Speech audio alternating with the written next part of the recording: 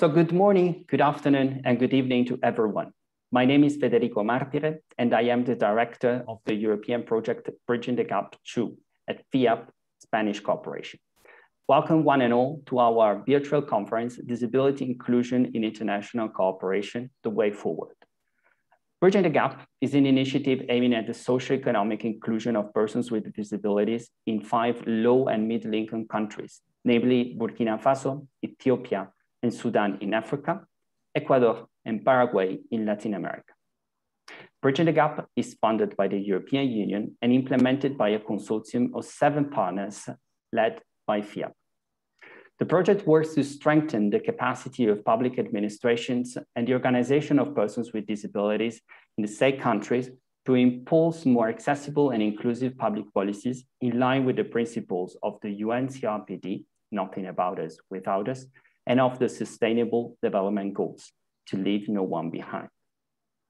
Bridging the Gap focuses as well on reinforcing the mainstreaming of disability inclusion in international cooperation, and notably in the European Union's, to help make it become an integral part of development cooperation policies and programs based on human rights and twin-track approaches. This is exactly our topic for today's and tomorrow's session, during which we will explore the contribution of Bridging the Gap to the reinforcement of disability inclusion in international cooperation, and in particular in the work of the project partners, now that the project approaches its conclusion set on August the 2nd. Over the past 4 years, BTG has served the global momentum for inclusion's wave, enhancing the role of the consortium members as primary actors of disability inclusive cooperation. Consortium, which, by the way, I remind you, besides FIAP, includes the Spanish Cooperation Agency, ICID, the Austrian Development Agency, ADA, the Italian agency, AIX, the European Disability Forum, and the International Disability and Development Consortium.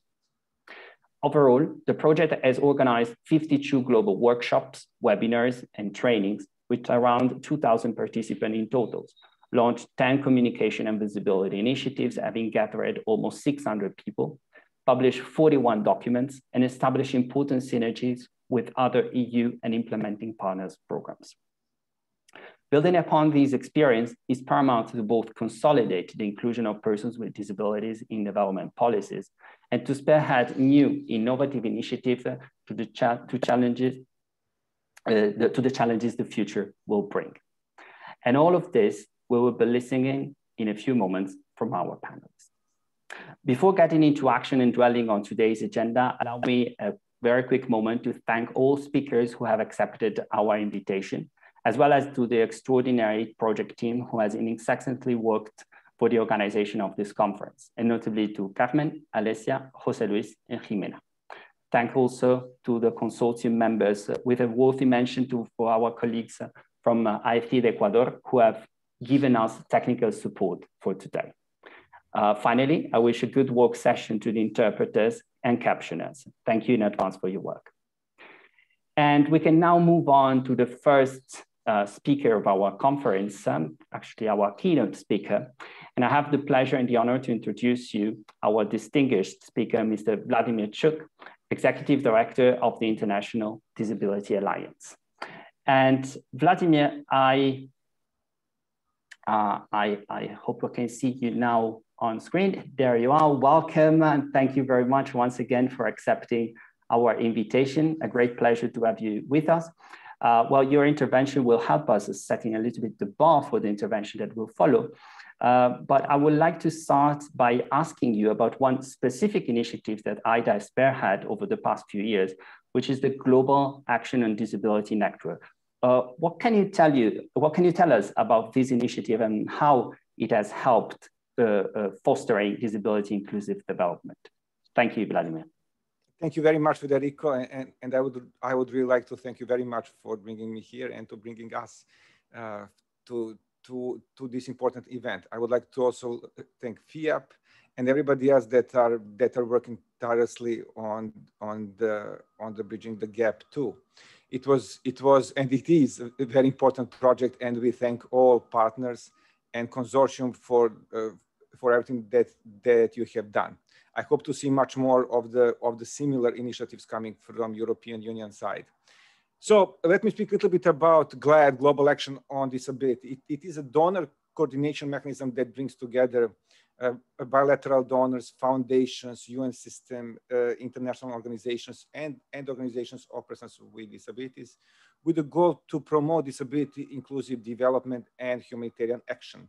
We came together in 2015 when we realized really that, that something doesn't compute, that there is not enough financial resources to back up increasing number of political commitments towards the rights of persons with disabilities. Simply, we recognize that we have Convention on the Rights of Persons with Disabilities that is equally valuable convention as, for example, Convention on the Rights of the Child, while the funding allocated to implementation of this convention is really minuscule.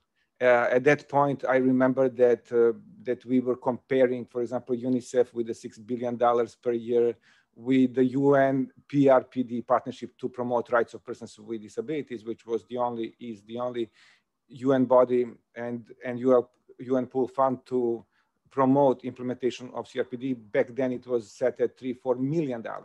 So 1,000 times less financial commitment than to the rights of the child. That was really like obvious back then for us that something has to change. I have many other examples to prove this, but I believe that people on this call will agree with me, and I don't need to like persuade anybody that we need to do all more and that we need to find ways to fundraise and to put more resources into the disability inclusive development and humanitarian action. At the beginning, the network in 2015 was co-chaired between IDA and the UK, back then DFID. Then it moved to be chaired between DFAT Australia and again IDA. IDA is a standing co-chair while the bilateral donors are rotating. Then for the following couple of years, again DFID, and now we have a pleasure to co-chair the network with Norwegian government, and I'm glad to see here a colleague from NORAD, Matthias. Thank you, Matthias, for joining this call. Let me know if I'm missing anything from the presentation on GLAD. So GLAD is committed to the 2030 Agenda SDGs, Convention on the Rights of Persons with Disabilities, to the UN Security Council Resolution 2475 and the Charter on Inclusion of Persons with Disabilities in humanitarian action. These are like 4 basic underlying principles. The key strategic outcomes of the GLAD network for 2021 and 2023 that we set out for ourselves to achieve are improved information sharing, collaboration, and coordination among GLAD members. This is uniquely important and uniquely valuable. We recognize over time. Simply when members speak to each other, those that, for example, are starting on this path and this journey versus those that are already very much advanced, this conversation you cannot replace with like any advocacy, with any technical work. Simply, this is the most valuable. I remember being in a room and observing exchange between DFAT and USAID from a corner of the room. It was 3-4 years ago. And I was just observing this exchange, realizing that we are doing something valuable, that really this is what we need. We need that bigger donors to come together and to exchange and for the benefit of the people with disabilities. Next outcome is unified voices and joint actions to influence international development and humanitarian action. This is simply from time to time, network will produce issues, certain call to action statements, co-chairs statements, etc., where we will call the international community to do something. Particularly successful was adoption of the OECD DAC marker on disability, as well as contribution of the network towards the Global Disability Summit in London in 2018, and now towards 2022 in Norway, Oslo. And finally, third third strategic outcome is increased accountability of GLAD members to the disability constituency. This is very important, and because all members of the GLAD commit to putting the organizations of persons with disabilities center. We worked through the working groups, we worked through creation of position papers and agreeing on certain calls to action and then following up on them. The network was exceptionally active also at the beginning of the COVID-19 crisis, and we really acted quickly and swiftly and facilitated advocacy towards some major stakeholders such as WHO, etc. I would just list a couple of major achievements of the network. First of all, is, as I mentioned, OECD DAC marker that is still unfortunately at the level of voluntary commitment, but we hope to see this possibly change over the years. Then the implementation of the Global Disabilities Summit itself, and broadening membership as well as increasing commitments of members. In the numbers, I will just give you some of the numbers for 2020. For example, members monitoring spending on disability inclusion increased to 60% of the entire network.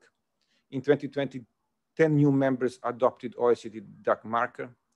More than 60% of GLAD members have now a specific strategy or policy for disability inclusion. This is highly important. 12 members started having new earmarked funding for disability inclusion. This is what I was talking about, where members motivate each other to do more. In 2024, members launched a new policy or strategy on disability inclusion. Number of countries, for example, just to give you thematic like flavor, number of countries where members are working on inclusive education only increased from 74 to 98 in 2020, or on inclusive humanitarian action from 65 to 99. So these are some of the interesting numbers. I will stop here, Federico, and go back to you. Thank you, Vladimir. That was already quite an extensive list of activities and achievements, important achievements that the GLAD network has been obtaining since its creation. But based on this, I would like to ask you more about achievements for disability inclusive cooperation over the past few years. What are the other important recent achievements you reckon in inclusive international cooperation that can help setting the bar on what to expect next ahead, in particular of the Global Disability Summit that you mentioned a moment ago? Exactly. Thank you, Federico. This is an important question. I mean, really following adoption of the Agenda 2030 that was groundbreaking for like opening the door to disability inclusive international development, we saw increase in interest of and commitments of donors and partners and stakeholders. And GLAD is really one of the key players in making this change, but also many others, IDA, IDDC, and many other partners that are probably on this call. And really kudos to all of you. I would just flag a couple of key achievements. In 2018, we had Global Disability Summit in London, which was really single most important event that would transform how we see advocacy towards disability inclusive development. We had more than 850 delegates, including 40 high-level representatives, even one president of a country. We had 170 set of commitments, counting close to 1,000 individual commitments, which really transformed how we can implement advocacy and how we can motivate others to do more or to a little bit hold them accountable. But really the key of the GDS commitments was to actually inspire change and to create change. We see the new wave of new players, new stakeholders that came to the summit and then became leaders in their fields, but all connected to the disability inclusion. Following that, especially 2019 was a fantastic year for disability inclusion.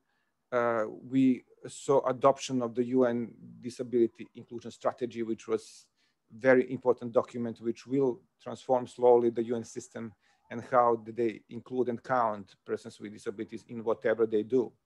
We saw for the first time adoption of the resolution 2475 of the Security Council on persons with disabilities. And I know you will say this is just another resolution of the UN, but indeed it is groundbreaking resolution to which many of us worked tirelessly for more than 3-4 years to see it happen. And this resolution now reposition and change how the UN work and implement the work in the time of conflict, in the situation of conflict, in the countries where conflict is happening. So now UN has to count and include and consult with organizations or persons with disabilities in whatever they do. And this is already happening. Briefings with the Security Council is now regular thing. Briefings by organizations of people with disabilities, by people with disabilities themselves from the conflict situations. We also saw for the first time adoption of the guidelines on inclusive humanitarian action for persons with disabilities. This is also groundbreaking and will change how the humanitarian work is being delivered by UN and the other stakeholders. These guidelines were developed after a broad consultation with more than 600 organizations across more than 1 year. So really, this is groundbreaking guidelines.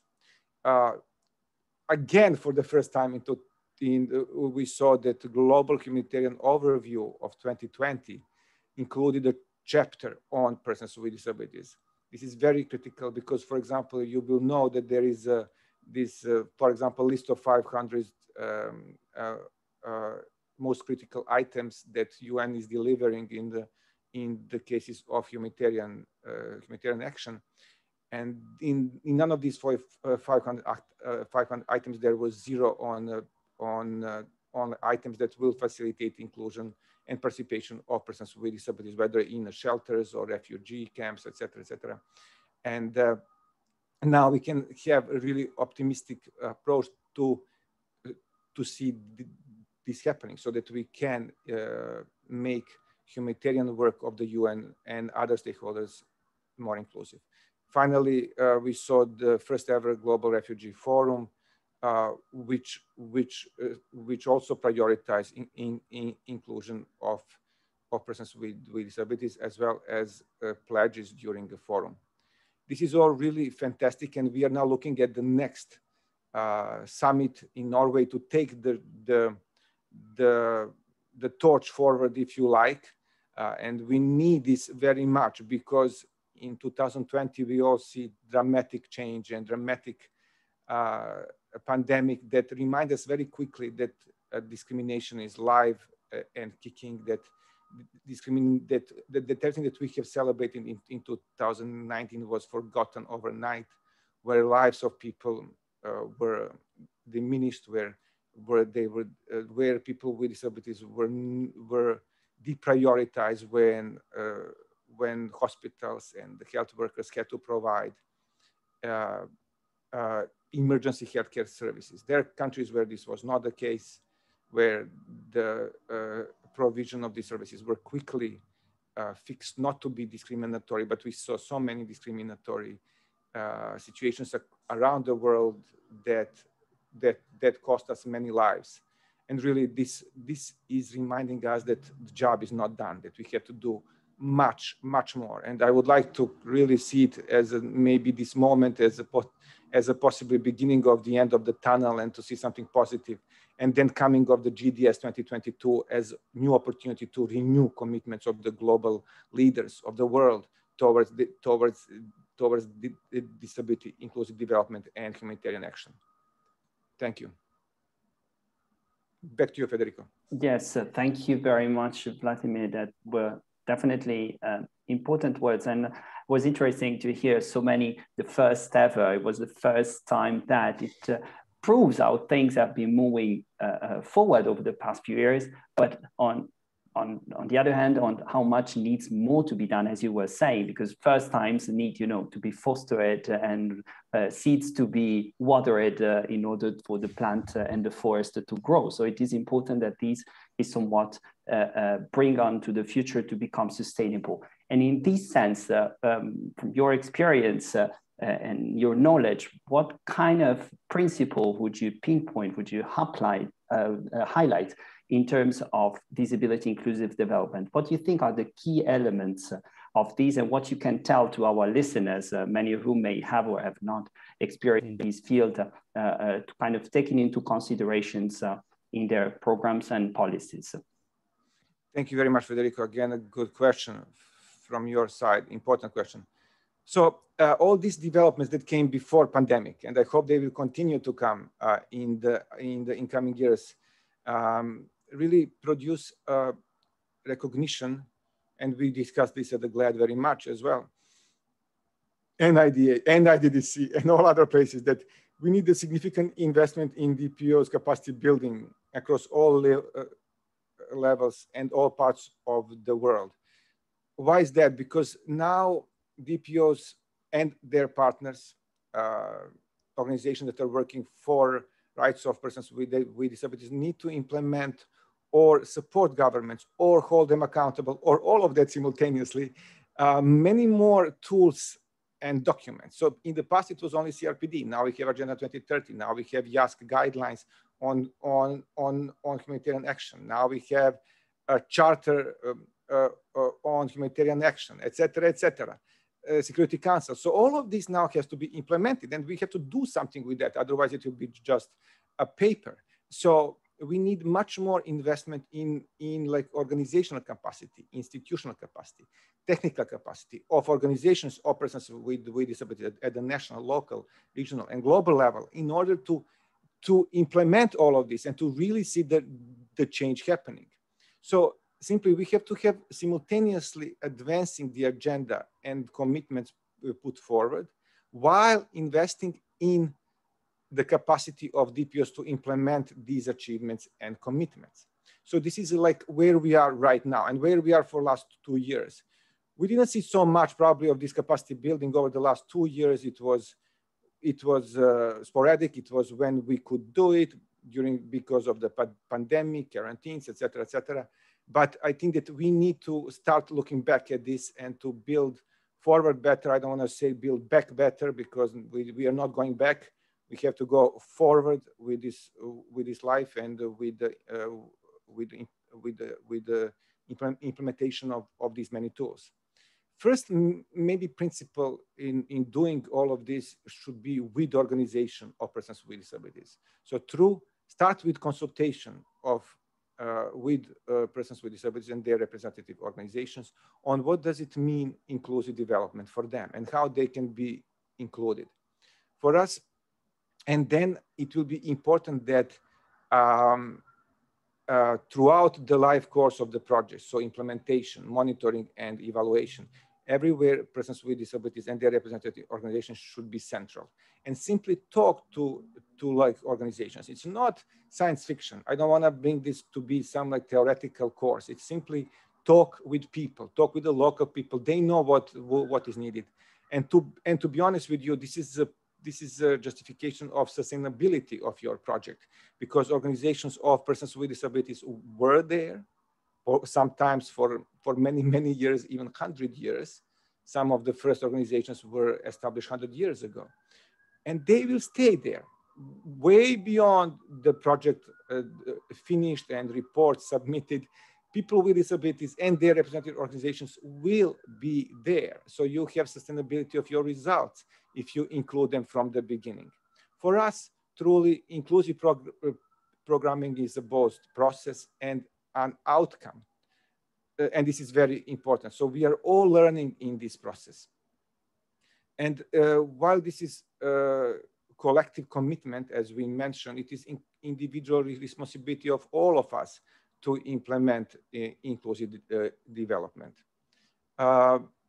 it's also important to discuss another principle, and that is meaningful implementation, meaningful inclusion of persons with disabilities. And what does it mean, meaningful inclusion of persons with disabilities?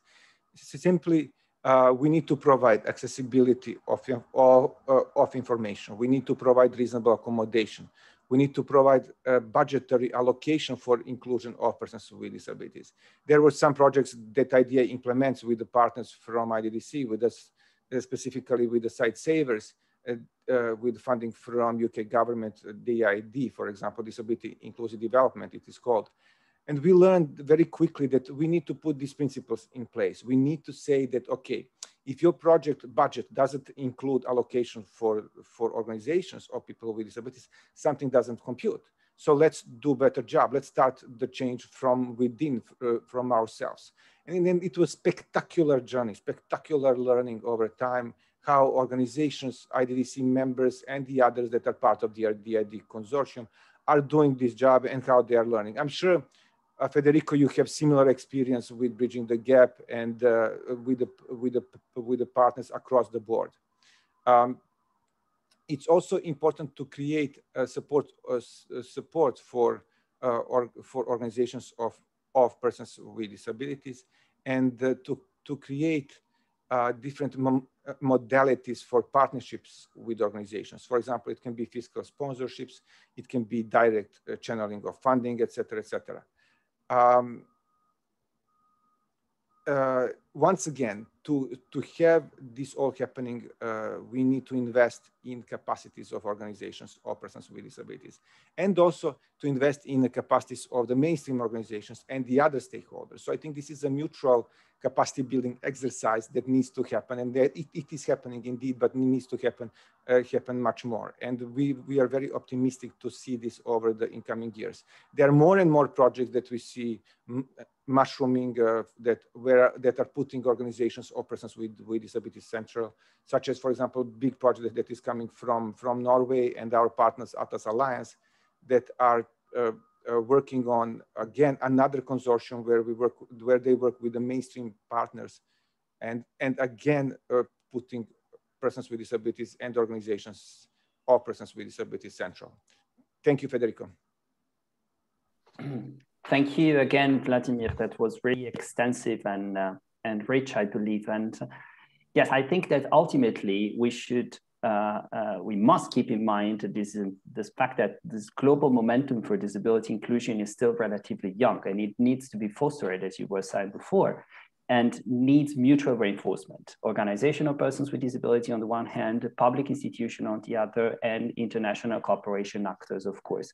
Only by joining forces all together, we can actually make this decade for action until the implementation, till the achievement of the objectives of the Sustainable Development Goals can be actually be fulfilled as promised and as demanded by organizations of persons with disabilities and persons with disability themselves. So it is very important now to turn words in papers and strategy into concrete action. Much has already been done, much more needs to be done in the future to bring this into reality. The GLAD network is a vector of this change and can somewhat channel these efforts that all donor agencies and other multilateral and bilateral partners are doing. But of course, the key message here, I believe, is include organizational persons with disabilities in the dialogue. Throughout the whole project and program cycle, throughout all the process of policy and decision-making, policy design and decision-making. Without meaningful participation, there cannot be inclusion as in the principles of the CRPD. So thank you very much, Vladimir, for your time today. It has been a terrific pleasure to have you with us. I hope you can stay with us for a little bit longer and hopefully enjoy the rest of the panel discussions. Thank you again. Thank you, Federico, and thank you very much, everybody. Thank you. I thank again our distinguished keynote speaker, Vladimir Chuk, the Executive Director of the International Disability Alliance.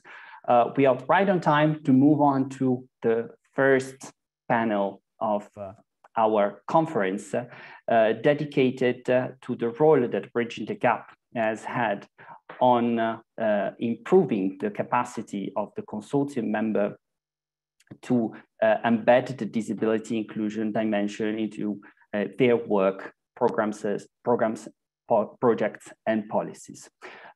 This panel includes speakers from the partner agencies and the consortium member of Bridging the Gap, so FIAP as consortium leader, the Spanish Development Agency, IFID, the Austrian Development Agency, ADA, the Italian Development Cooperation Agency, AIX, and the European Disability Forum.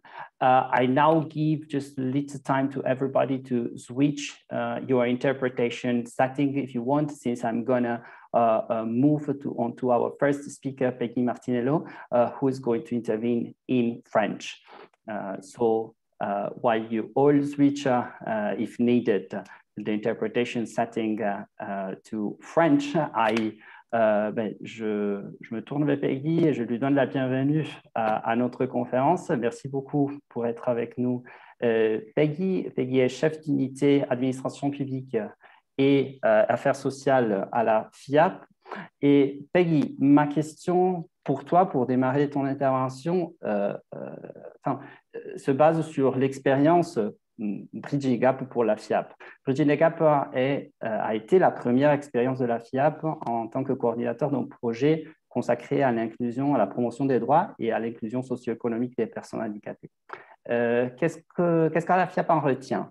Qu'est-ce que tu penses ont été les principales leçons apprises de la part de la FIAP et comment est-ce qu'on peut bâtir sur cette expérience pour que la FIAP soit de plus en plus un acteur actif et proactif dans la coopération internationale inclusive?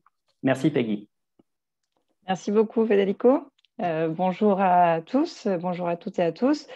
Alors d'abord, avant de répondre à ta question, je voudrais souligner que pour moi, c'est un grand plaisir de participer à ce séminaire et que c'est un moment aussi plein d'émotions parce qu'on se trouve dans la dernière ligne droite du projet et j'ai eu pour ma part la chance de l'accompagner, tu le sais bien, depuis le début dans différentes étapes. Donc c'est pour moi vraiment un plaisir de partager presque ce dernier moment du projet avec les différentes personnes qui l'ont accompagné aussi depuis le début. Alors pour rentrer directement dans le cœur du sujet, et pour essayer de répondre à la question, je crois qu'on peut véritablement dire que Bridging the Gap a constitué un avant et un après dans la prise en compte du handicap au sein de la FIAP. Je crois que c'est évident et que ça a peut-être trait dans un premier temps à un élément structurant et très important du projet qui marque un point de départ, à savoir que le projet s'inscrit dans un cadre international, hein, on le sait, on l'a répété, pour la protection et la promotion des droits des personnes handicapées, à savoir la Convention des Nations Unies, auxquelles sont également soumis les pays qui participent dans la gestion du projet. Et on n'est donc pas uniquement dans un cadre de coopération pour le développement, et je pense que ça a vraiment une incidence directe sur la façon dont les institutions partenaires s'engagent au sein du projet. Donc ça, je pense que c'est vraiment le point de départ qui va structurer tous les différents apprentissages qu'on a pu avoir d'un point de vue institutionnel. Alors, quels sont les changements au niveau de l'institution auxquels a contribué le projet? Dans le cas de la FIAP, je pense qu'on peut faire une analyse sur différents niveaux.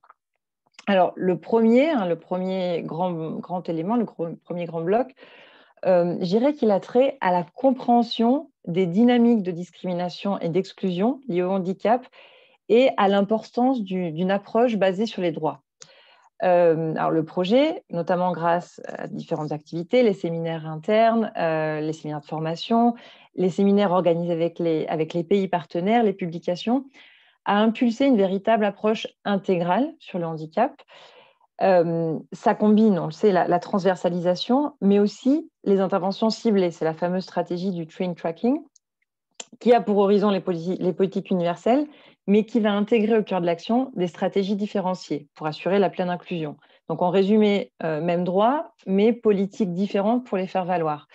Et cette compréhension de la possibilité de combiner différentes politiques pour assurer l'inclusion, je pense qu'elle n'était pas ancrée à la FIAP avant que Bridging the Gap fasse tout ce travail d'accompagnement, mais aussi de formation. Donc ça, je pense que c'est un point absolument fondamental. Il y a un autre élément qui est aussi liée à cette meilleure compréhension des problématiques du handicap, à savoir la mise en lumière du processus intersectionnel d'accumulation des inégalités auxquelles sont confrontées de nombreuses personnes handicapées. On le sait désormais, le genre, le pays de naissance, le niveau de revenu, le lieu de résidence. Ce n'est pas la même chose si on vit dans un espace urbain que dans un espace rural. Ce sont des facteurs d'accumulation d'inégalités qui peuvent augmenter de façon exponentielle les difficultés qui sont liées au handicap. Alors, ce processus, on le connaît généralement associé aux questions d'égalité des genres, mais pas suffisamment sur les problématiques liées au handicap. Et justement, cette compréhension, mais aussi la connaissance des différents outils qui sont à notre disposition pour pouvoir aborder le phénomène, je pense que c'est vraiment un premier pas pour élaborer une stratégie intégrale sur le handicap à la FIAP. Donc ça, c'est le premier pilier que je souhaitais souligner. Un autre grand acquis du projet, ça a été évidemment la possibilité de mettre en réseau les acteurs et montrer aussi l'importance de travailler les politiques d'inclusion dans le cadre de la coopération internationale. Je crois que Vladimir l'a très très bien présenté dans son intervention. On sait que la majorité des personnes en situation de handicap vivent dans des pays en développement. La Banque mondiale l'a souligné dans de nombreux rapports, plus de 80% se trouvent dans des conditions de pauvreté, du fait de la marginalisation, des difficultés d'accès aux services publics de base, l'emploi, l'éducation, la santé. Et donc, indispensable de prioriser le handicap au sein des actions de la coopération internationale, de tisser des alliances. Et évidemment, l'existence d'un réseau comme le GLAD, le Global Action on Disability Network, est un espace fondamental. Le projet Bridging the Gap a permis à la FIAP d'intégrer ce réseau. Je pense que là aussi, on a eu un pas très important dans le fait de pouvoir discuter, dialoguer et participer à ces espaces internationaux qu'on n'avait pas jusqu'à présent. À ce sujet-là, et de façon très, très liée aussi, à la FIAP, ça nous a permis un rapprochement avec des institutions espagnoles qui participent au GLAD. Alors, on le verra plus tard avec ma collègue de l'AECID, mais également avec ONCE. Donc, on a réussi aussi ce rapprochement des institutions. C'est un premier pas pour ensuite faire une alliance plus importante au niveau international. Troisième élément que je souhaiterais souligner, je dirais que Bridging the Gap a visibiliser l'importance du travail multi-acteurs. Là aussi, dans sa présentation, Vladimir le rappelait, le projet a rassemblé des institutions de la coopération internationale, des institutions publiques des pays partenaires et les organisations de la société civile engagées autour du handicap. Et les alliances qui sont tissées ont montré le rôle clé de chaque acteur dans les processus de dialogue, d'élaboration, de mise en œuvre de politiques réellement inclusives. Et je pense que l'innovation en matière de politique publique va dans ce sens. Pas uniquement d'ailleurs sur les problématiques de handicap. C'est d'ailleurs là tout l'enjeu de la feuille de route au niveau international des objectifs de développement durable, mais aussi au niveau national des processus de dialogue social. On n'est pas sans savoir, les questions de dialogue social, de pacte social et fiscal sont de nouveau au cœur de l'agenda de politique publique. Et l'enjeu ici, c'est d'assurer des espaces de participation pour construire les politiques publiques inclusives qui prennent en compte la voix des différents acteurs de la société. Donc là, je pense que le projet a vraiment aussi été au cœur de ces processus d'innovation des politiques publiques.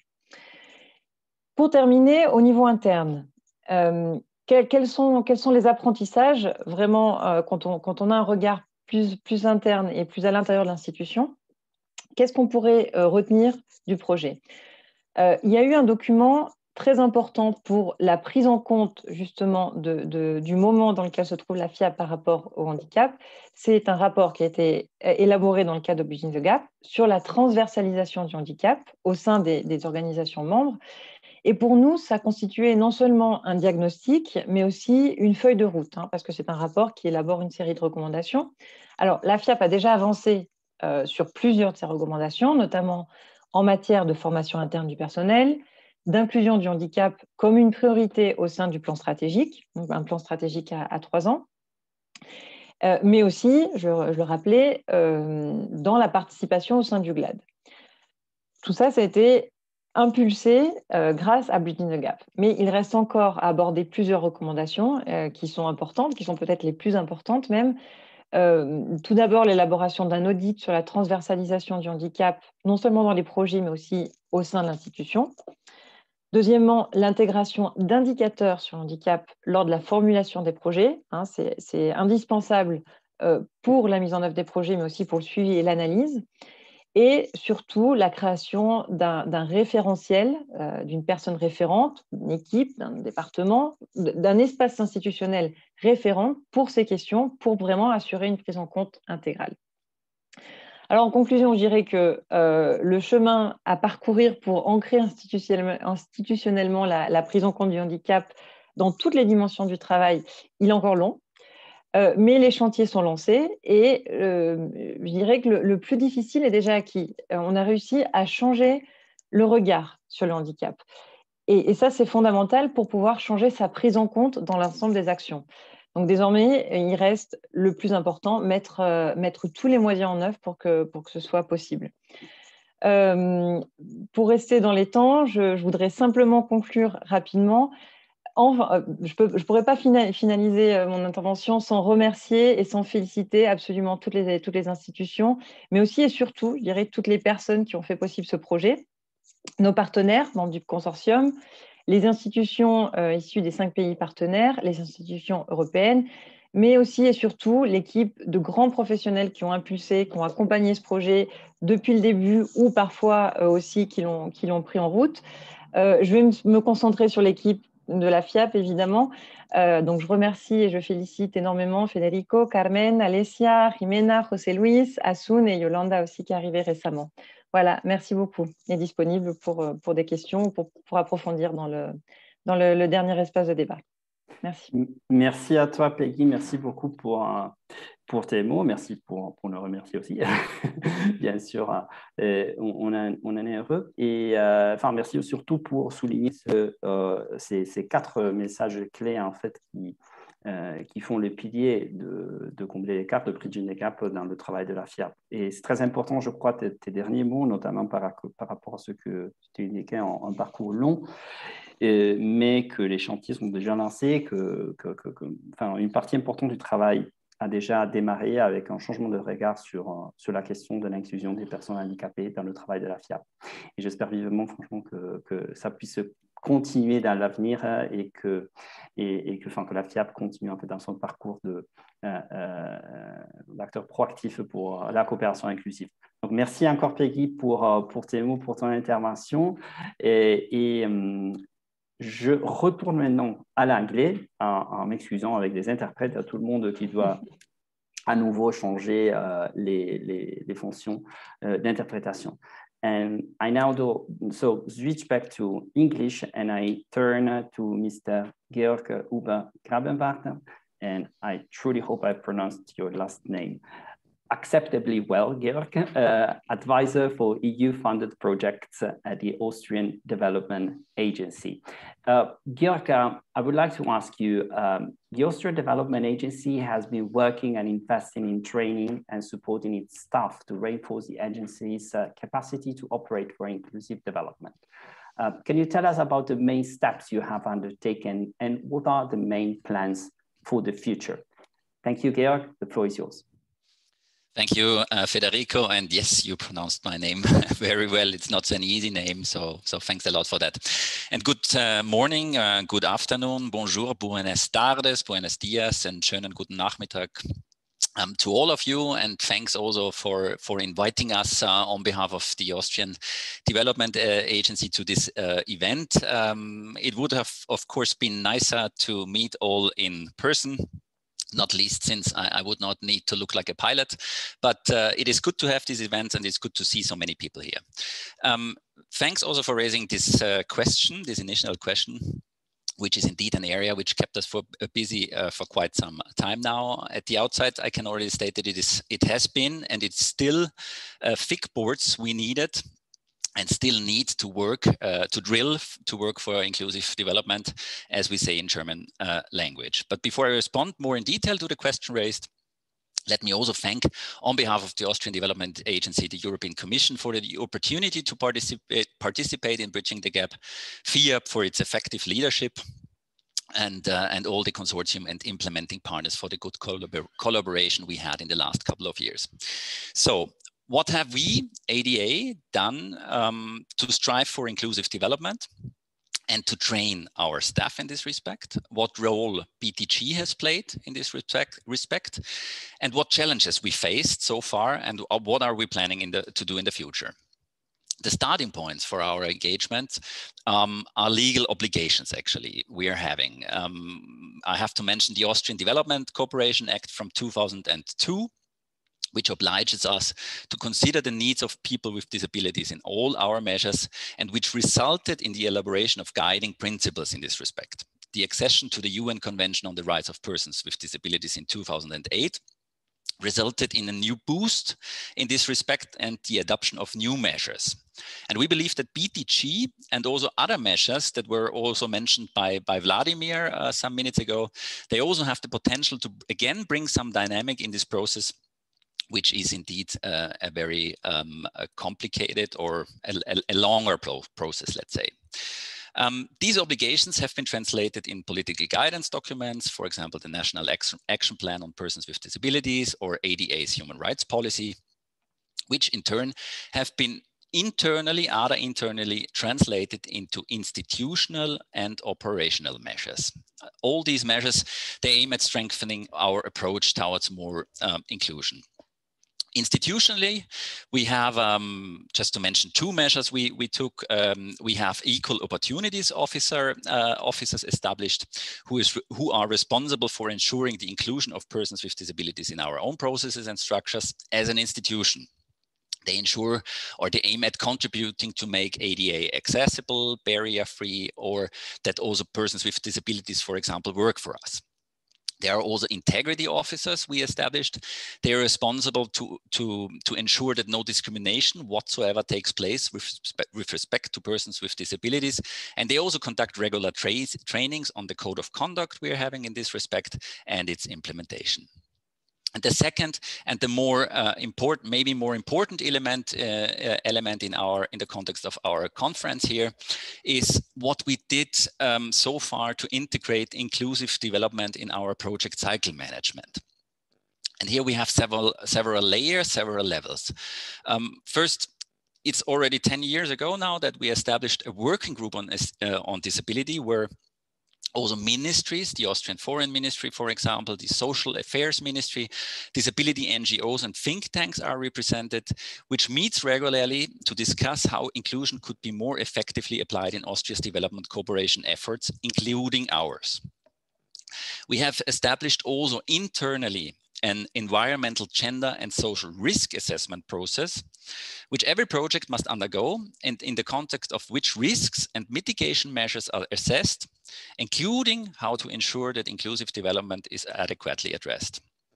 The results of this process, they become an integral part of our contracts and are legally binding. And here again, we have regular trainings which explain to other staff how to do so. Actually, this morning we had a training in this context on the integration of this assessment process in our fund management system.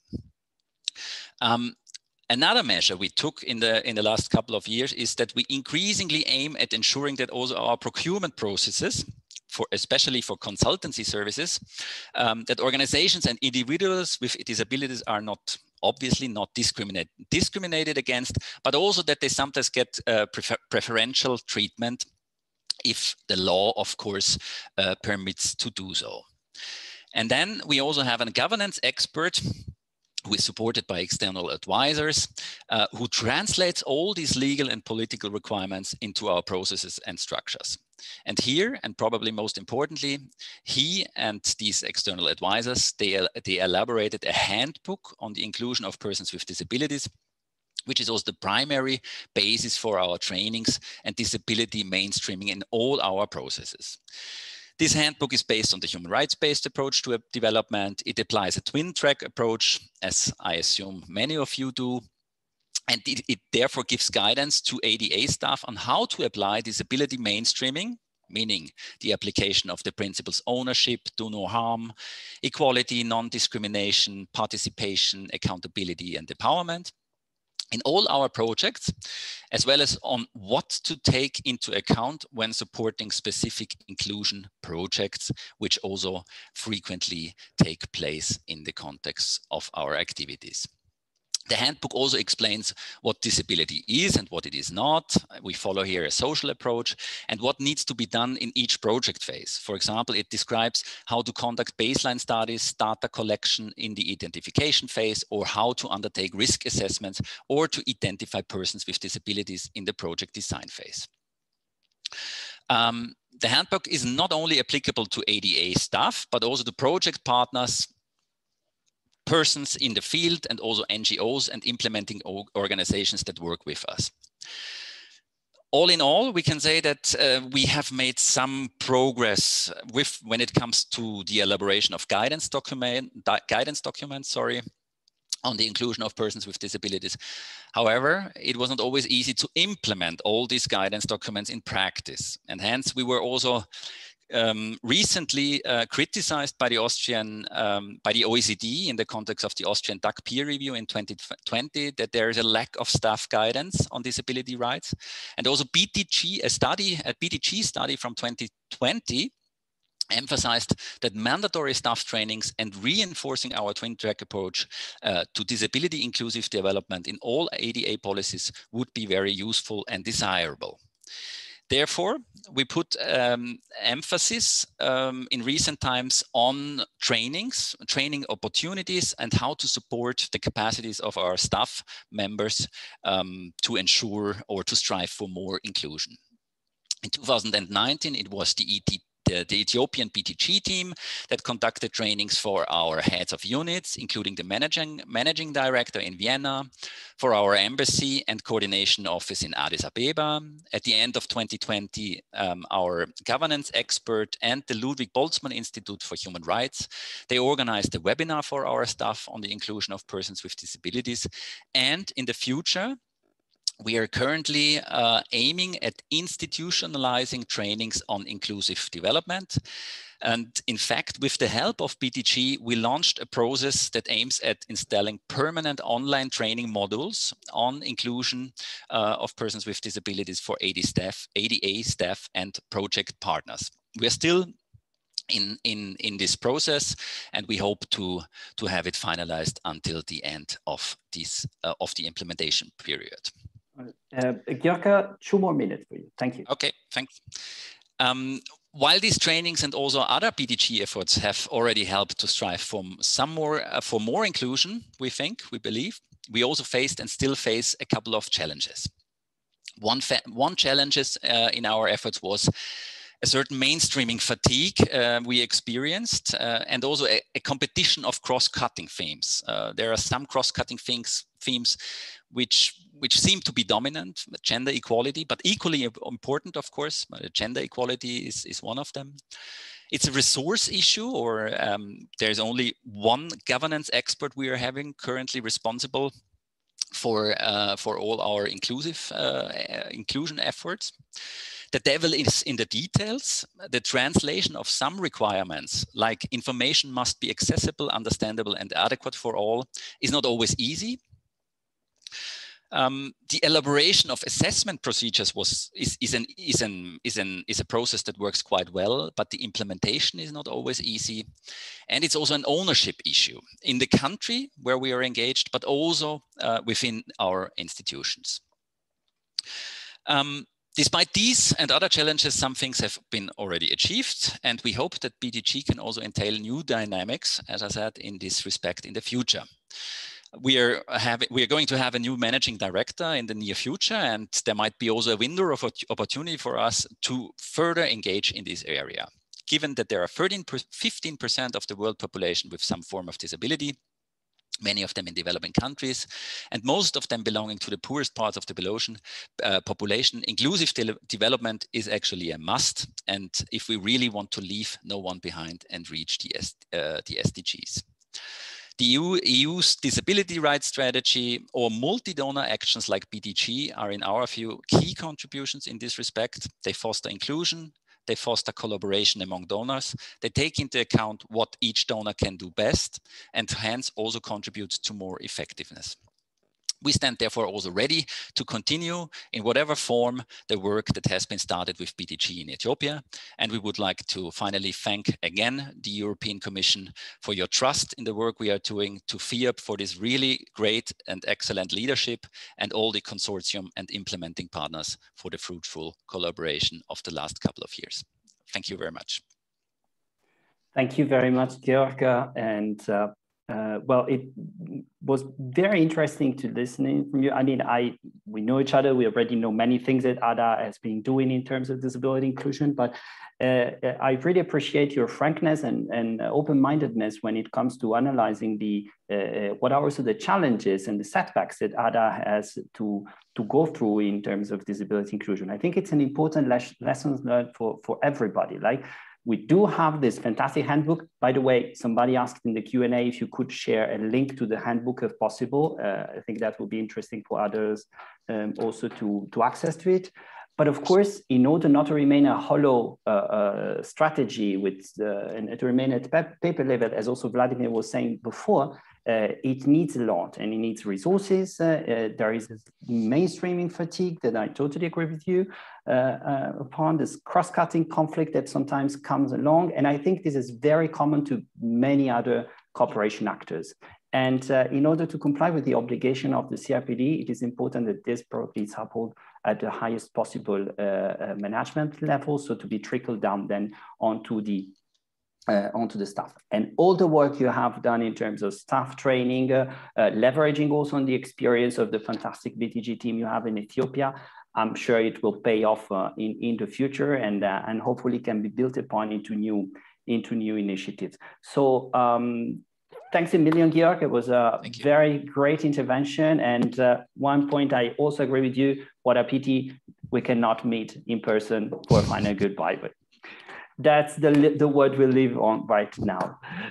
Thanks again to Georg Uber Garbenwartner from the Austrian Development Agency. Now, again, my apologies to the interpreters.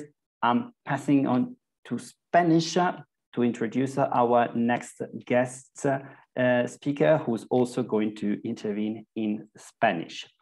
Tengo entonces el placer de pasarle la palabra a Miriam Ciscar-Blatt, de la Agencia Española de Cooperación Internacional y Desarrollo, jefa de programas sectoriales de la agencia. Miriam, bienvenida, muchas gracias por estar con nosotras y nosotros.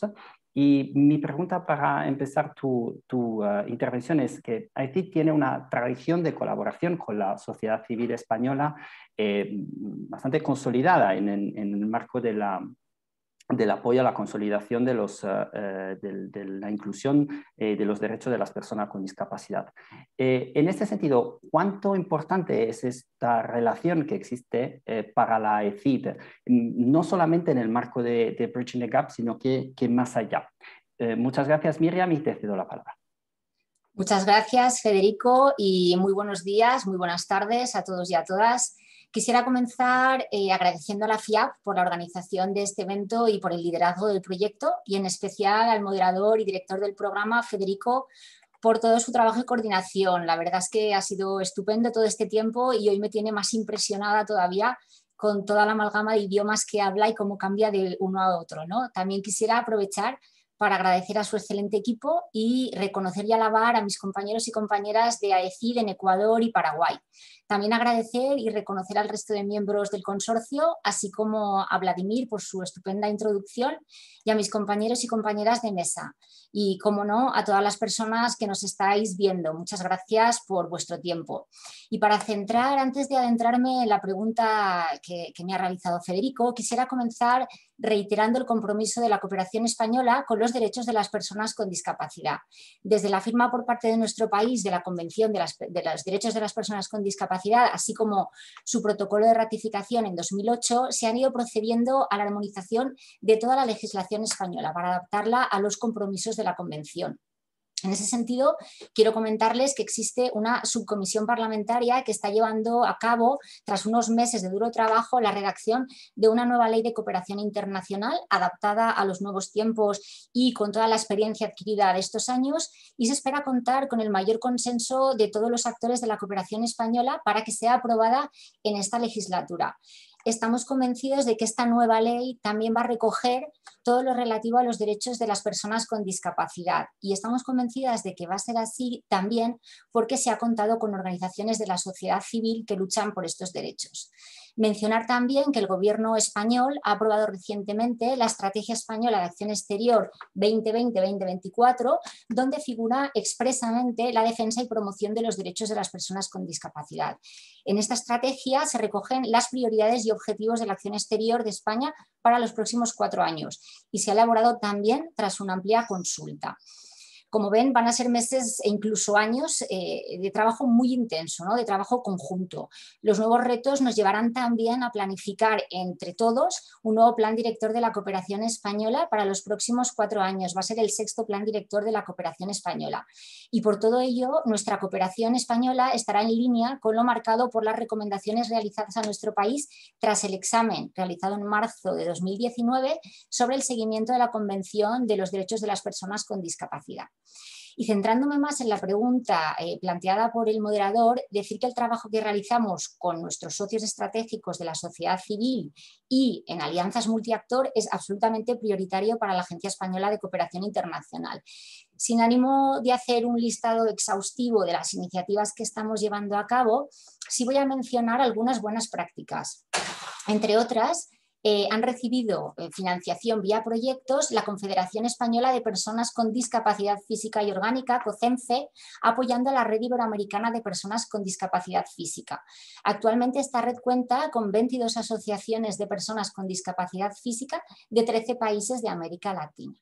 Comentarles también que en 2011 firmamos un convenio de colaboración con la Fundación 11 y el CERMI con objeto de promover el enfoque de discapacidad en las políticas, programas de cooperación internacional para el desarrollo y el fortalecimiento y cohesión de los movimientos sociales de la discapacidad. Deciros, ¿no?, también que en estos momentos estamos a las puertas de firmar un nuevo protocolo general de actuación con la Fundación 11 y nos gustaría hacer coincidir la firma de este protocolo general de actuación con la emisión de un cupón de la 11 que ha dedicado a la ECID y a la cooperación española, que se emitirá el día 6 de julio de este año, con el mensaje sin dejar a nadie atrás de la Agenda 2030. También querría destacar el trabajo conjunto con FOAL, contribuyendo a mejorar la situación de las personas con discapacidad visual y en especial en proyectos de inclusión educativa y mejora del aprendizaje en Paraguay, Honduras y Guatemala, así como actividades realizadas en los centros de formación de la cooperación española en América Latina.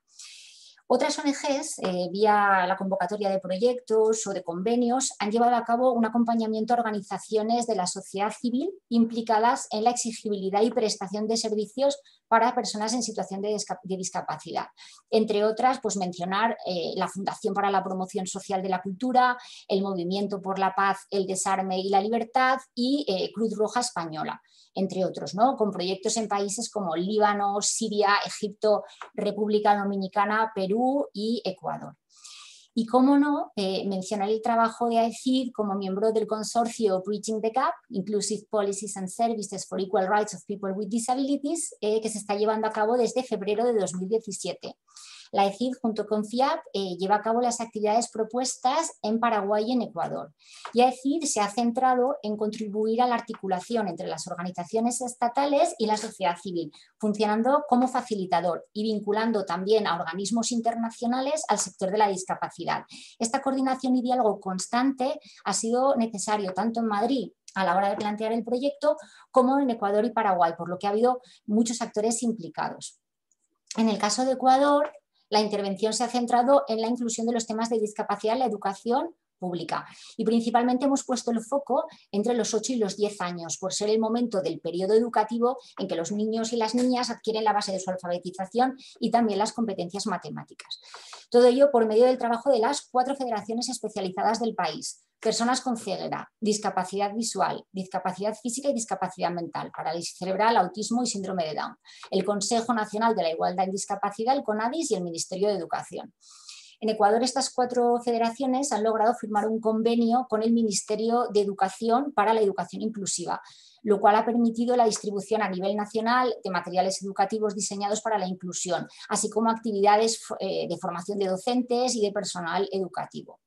Otro hito que cabe destacar del proyecto en Ecuador es que la Federación Nacional de Madres y Padres de Personas con Discapacidad Intelectual y Autogestores ha sido elogiada a nivel internacional, quedando nominada en la lista corta para el Zero Award 2020 del Zero Project por su colección Así Aprendo, para la inclusión del alumnado con discapacidad intelectual.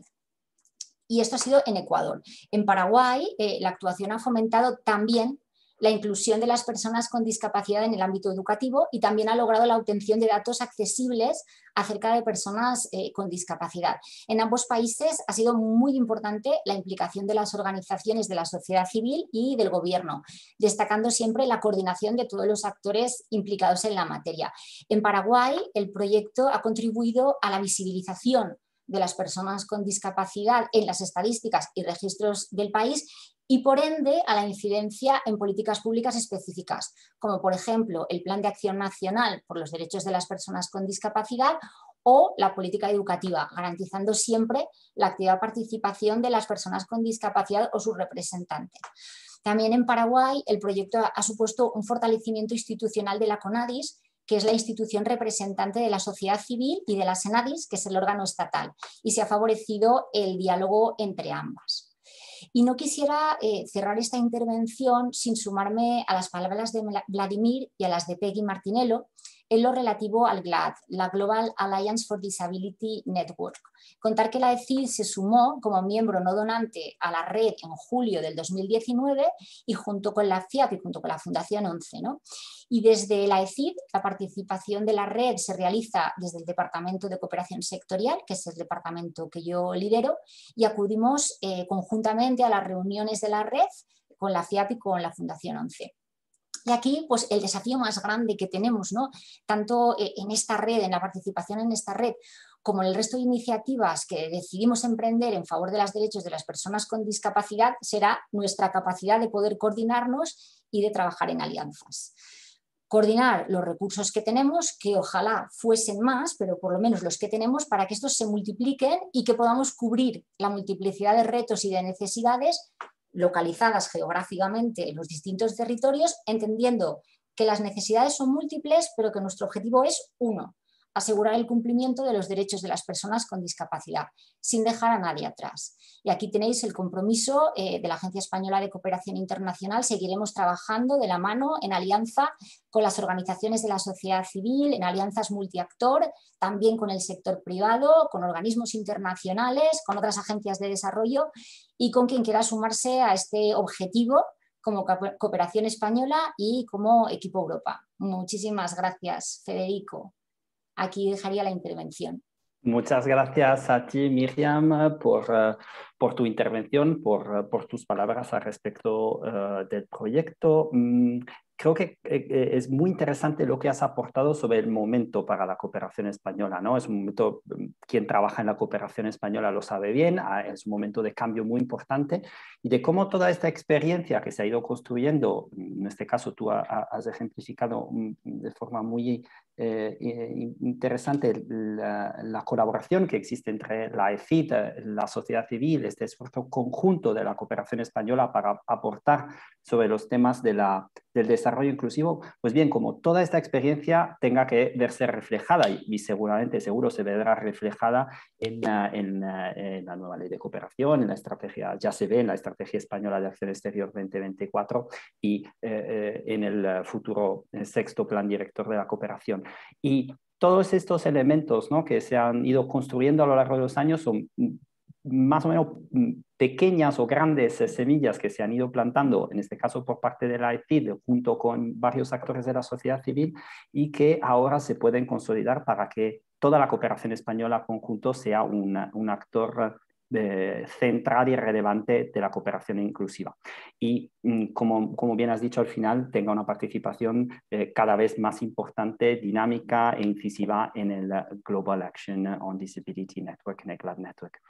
Miriam, muchísimas gracias a ti por tus palabras, por tu intervención y por aportar a nuestro panel. He visto que ha surgido una pregunta para ti en la Q&A session, en la Q&A box, así que sí te dejo mientras pasamos a nuestra próxima interveniente.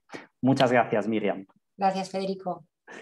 Y ahora bien, otra vez disculpas porque vuelvo al inglés, and I have now the pleasure to introduce our colleague Mina Lomuscio, Disability Focal Point of the Italian Development Agency. Mina, welcome to our conference. A pleasure to seeing you with us. My icebreaker question for you is, the Italian cooperation has a long-standing experience in inclusive development cooperation. But what has been the added value of bridging the gap for ICS? Mina, you have the floor. Thank you very much. Thank you. Thank you, Federico, for your question. And good afternoon and good morning to all of you. I don't know if there is my PowerPoint. Okay, that's right. Thank you.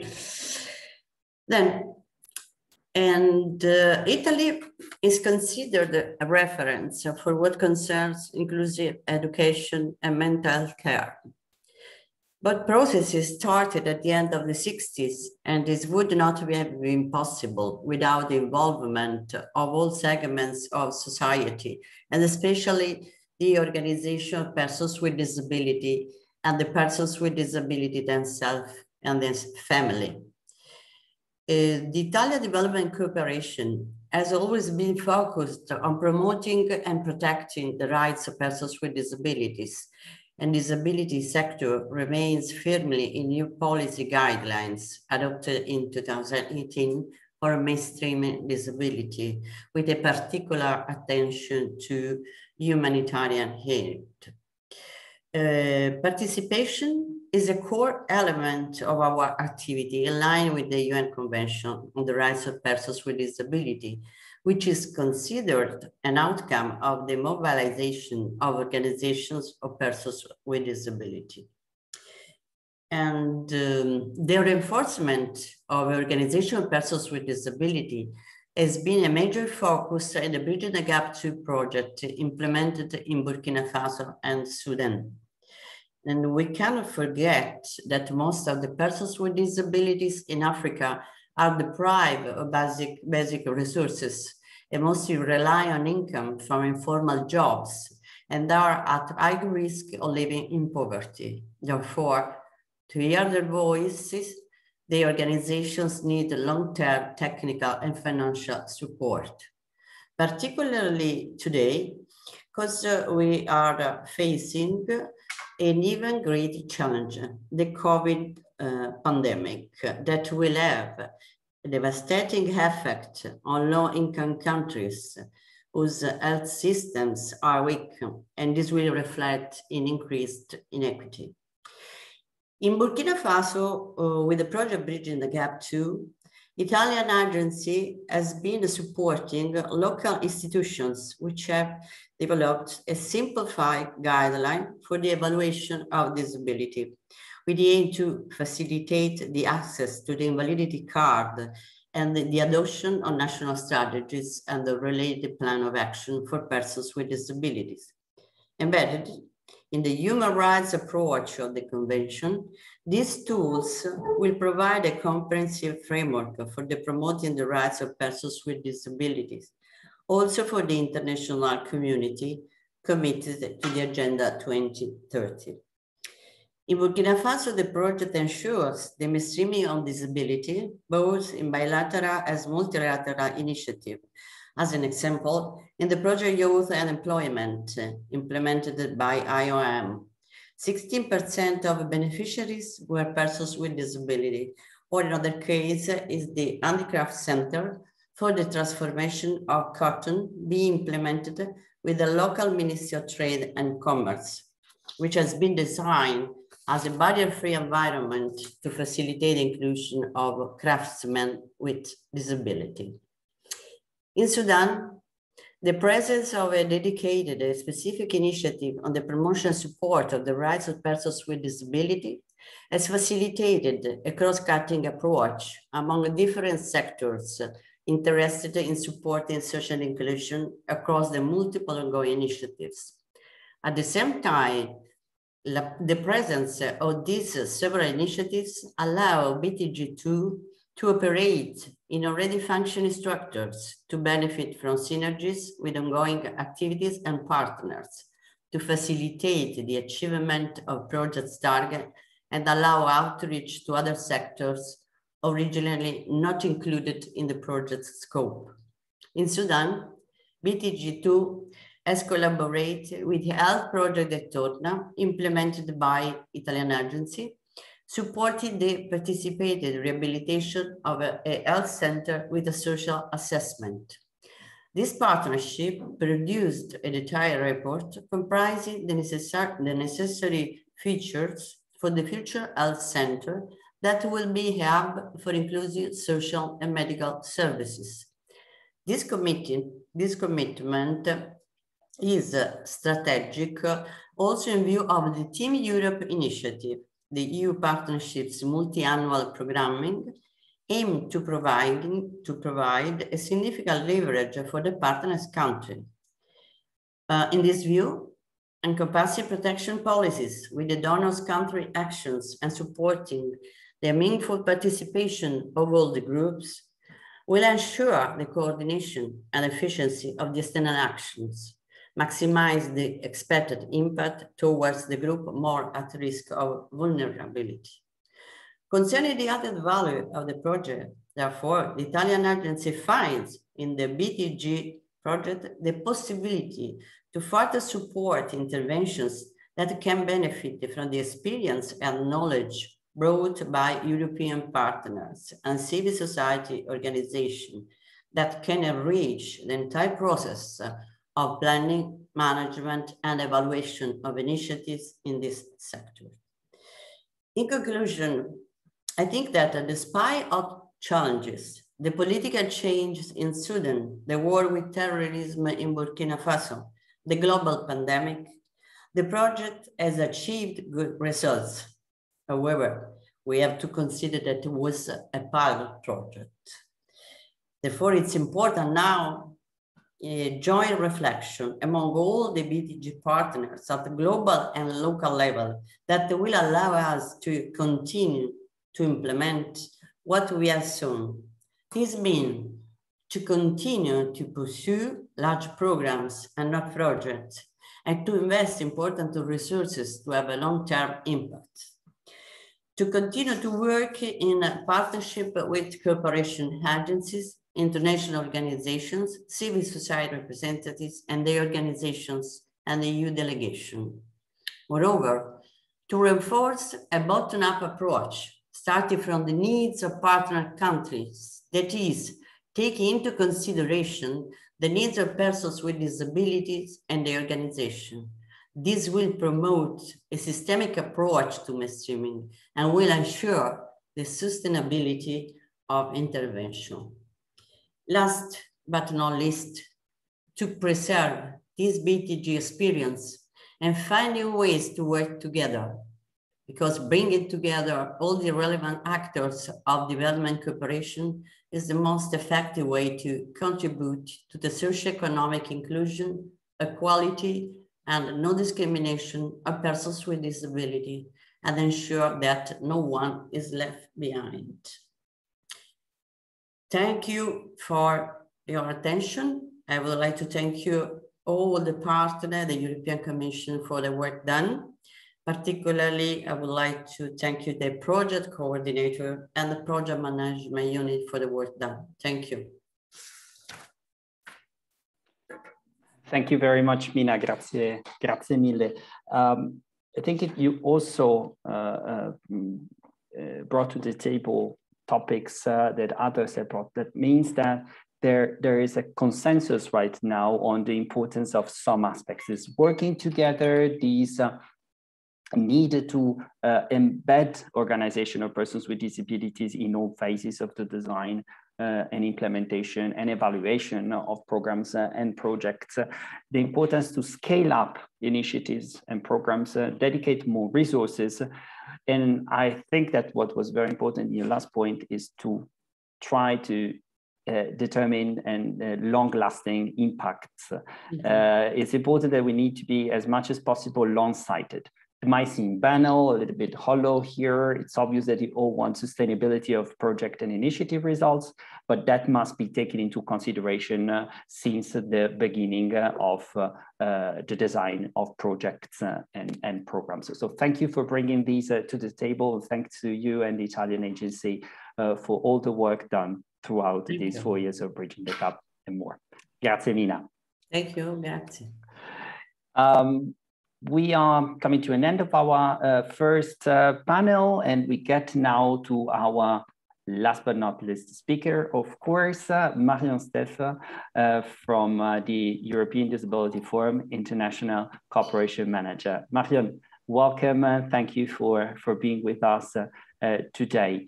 Marion, inevitably for you, the question is different. You don't work for a cooperation agency, so we have to change the angle. So from an EDF perspective, BTG was one of the keys to unlock your organization's potential to operate in international cooperation. Has it been eventually the case? And how is EDF building on this experience or planning to build on this experience? Marion, the floor is yours. Thank you very much. Thank you, Federico. I must say that I'm amazed how you can switch from one language to another. So it's very impressive. So good afternoon, good morning to everybody. And thank you, Federico, for the introduction and for the question. It's really a pleasure to be here today and learning from the other speakers, other organization experience. A little bit like Peggy, I'm a bit emotional because it's one of the last events we have all together. But the Bridging the Gap project and a new team, Federico, and the country offices are just been wonderful. So congratulations to all. It's been a massive success. So I'm going to come back a little bit on the creation of EDF, because we started in 1997, and EDF has, we believe, have made a strong and positive change in the world beyond Europe. We were a founding member of the International Disability Alliance, and we were also an active participant in the negotiation of the UN CRPD. So EDF has always aimed to contribute to a diverse and effective disability movement globally. In 2017, we started our journey as a co-partner in the Bridging the Gap project. And it's been a very interesting experience for us. And we also at the time starting to have more requests by partners or allies to participate in international cooperation projects. So we came to the conclusion in 2018 that we needed an international cooperation strategy to appropriately guide our work. So first, we also had the support of a strong donor who believed in us to engage actively in this field. Second, when we were at the Global Disability Summit, which was a really wonderful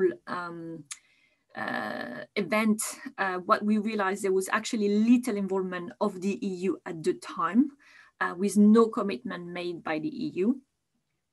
And third, like I said before, we were increasingly asked by different partners, organizations to take part in international cooperation projects.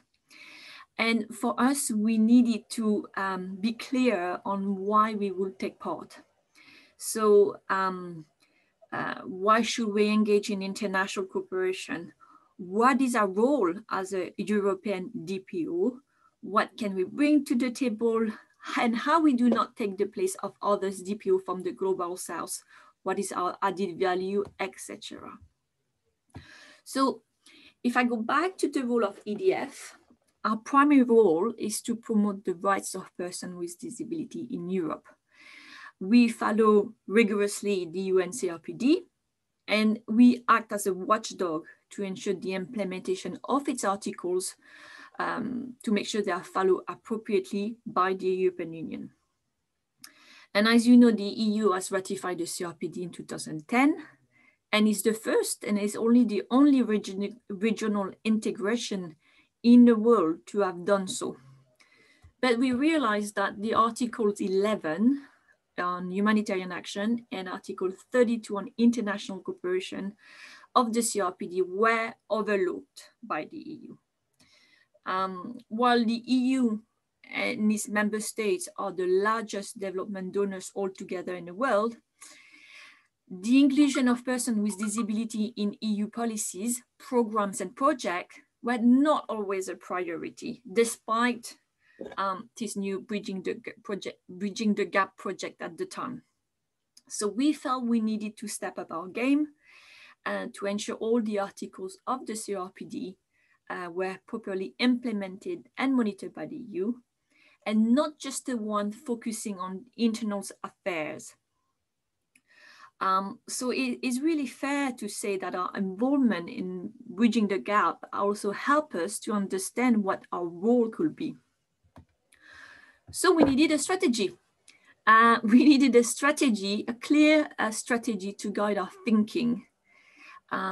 International cooperation was already included in the Objective 4 of EDF Strategic Framework 2017-2021. But it was time to prepare something more detailed. So in 2019, some of you might recall, Federico, you might recall as well, we started a wide consultation with EDF members and other organizations to understand how we should engage actively and systematically in international cooperation. And we really wanted to clarify our role within the international disability movement and towards the UN structures and EU policy initiative. So we wanted to have clear objectives to guide our work, but also to communicate with our members and partners. And ultimately, I think we needed to understand ourselves how to define EDF's approach to international cooperation project.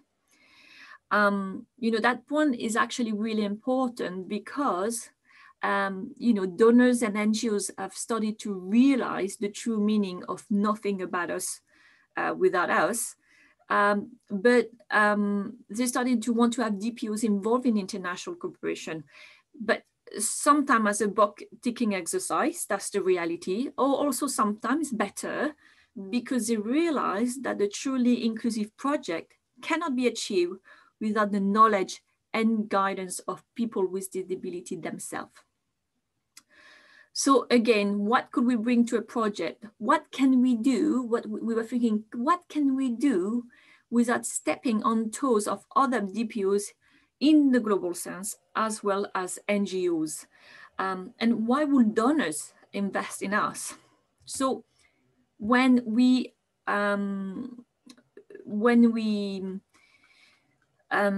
finish this consultation, we published our first strategy. And we had, and we still have 5 objectives to work on, which the first one is to influence the European Union. The second one is to strengthen regional level advocacy among regional DPOs. The third one is to advocate for evidence. So it also relates to data, for instance. The fourth one relates to the promotion and the engagement of DPO in international cooperation. And the last one is related to innovation and learning. So if I go back to objective number 4, which is related to the engagement of DPOs in international cooperation, we realized there was really little knowledge on the role of European DPOs in international cooperation. So after consultation with our members and partners, we realized there's 5 clear reasons to engage with European DPOs in international cooperation. So I'm gonna explain those 5 reasons, and then I will be finished, Federico. So the first reason to engage with UN DPO in international cooperation is political. We believe that the meaningful engagement of the disability movement in all policies and programs is important to change power dynamics. You know how it is. Traditionally, people with disability and their organization are decisions made on their behalf by service provider or policymaker and professional. So it was time to change that. The second reason is legal, and that's imposed by the CRPD itself. It's a legal obligation to have the meaningful involvement of persons with disabilities. So I will not go back to General Comment 7. Many of you know it here. Technical, we really believe that people with disabilities themselves are best placed to identify the actual barriers they face and to find innovative solutions. And for instance, this also includes to have women and girls with disability as experts for their rights and interests. The fourth reason is related to financial sustainability. Small investment can have a massive and positive long-term impact on the work DPOs can play in policy, in advocacy, and in programs. So you know that DPO is a permanent structure that represents persons with disability, and we're defending their interest. So investing in the core capacity of DPOs will help with governance. And finally, the policy work is really important to ensure that DPOs are involved when it comes to disability, inclusion, accessibility, and that there's a coherence between the work done internally and also externally. So I will stop here, but of course, I remain available if you have any questions for me. Thank you very much, Marion. Thank you for bringing this different angle in this panel. I think that the 5 reasons you have mentioned it now in conclusion of your intervention are something. Sorry, I'm hearing perhaps an interpreter on my channel. But I hope it's just a very mistake. No problem. No, I was saying that the 5 reasons that you have pointed out for us, I mean, they are essentially what meaningful participation should mean, right, in practice. And I think that each and one of our participants that do not, represent here organizational person with disability who already know that, but I think that should really bear in mind these political reasons, legal reasons, technical reasons, functional reasons, and the policy work reasons that you were mentioning when it comes to involving persons with disabilities. Because it's easy to say, okay, let's talk, let's discuss with organizational persons with disability, but meaningful participation is more than that. General Comment 7 is very articulate, it's very complex also from some point of view. But participation is also complex, and complex matters do not have simple answers. So I invite everybody to reflect a little bit on that. There are many tools and many elements available for international cooperation actors to resonate the voice of organizational persons with disabilities in their work. And I invite everybody really to take stock of Marion's intervention. Finally, a big thank, of course, to EDF, as well as from IDDC. I already anticipate that a colleague from IDDC will intervene in the second panel. But without the technical expertise of EDF and IDDC, this project would have not existed. I put it in a very simple way. So your contribution has been paramount to the success of Bridging the Gap. So thank you very much to EDF, and thank you very much, Marion, for your intervention.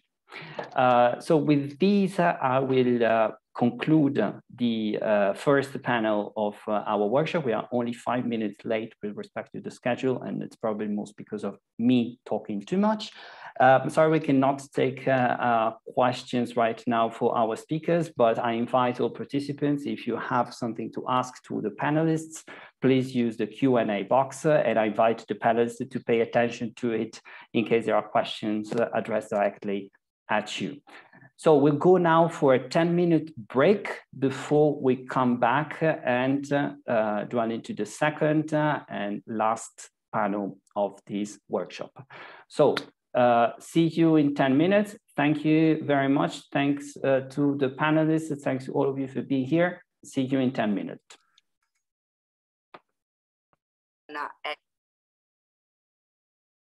That will maybe add also other information for the important path towards the next Global Disability Summit that will happen in 2022.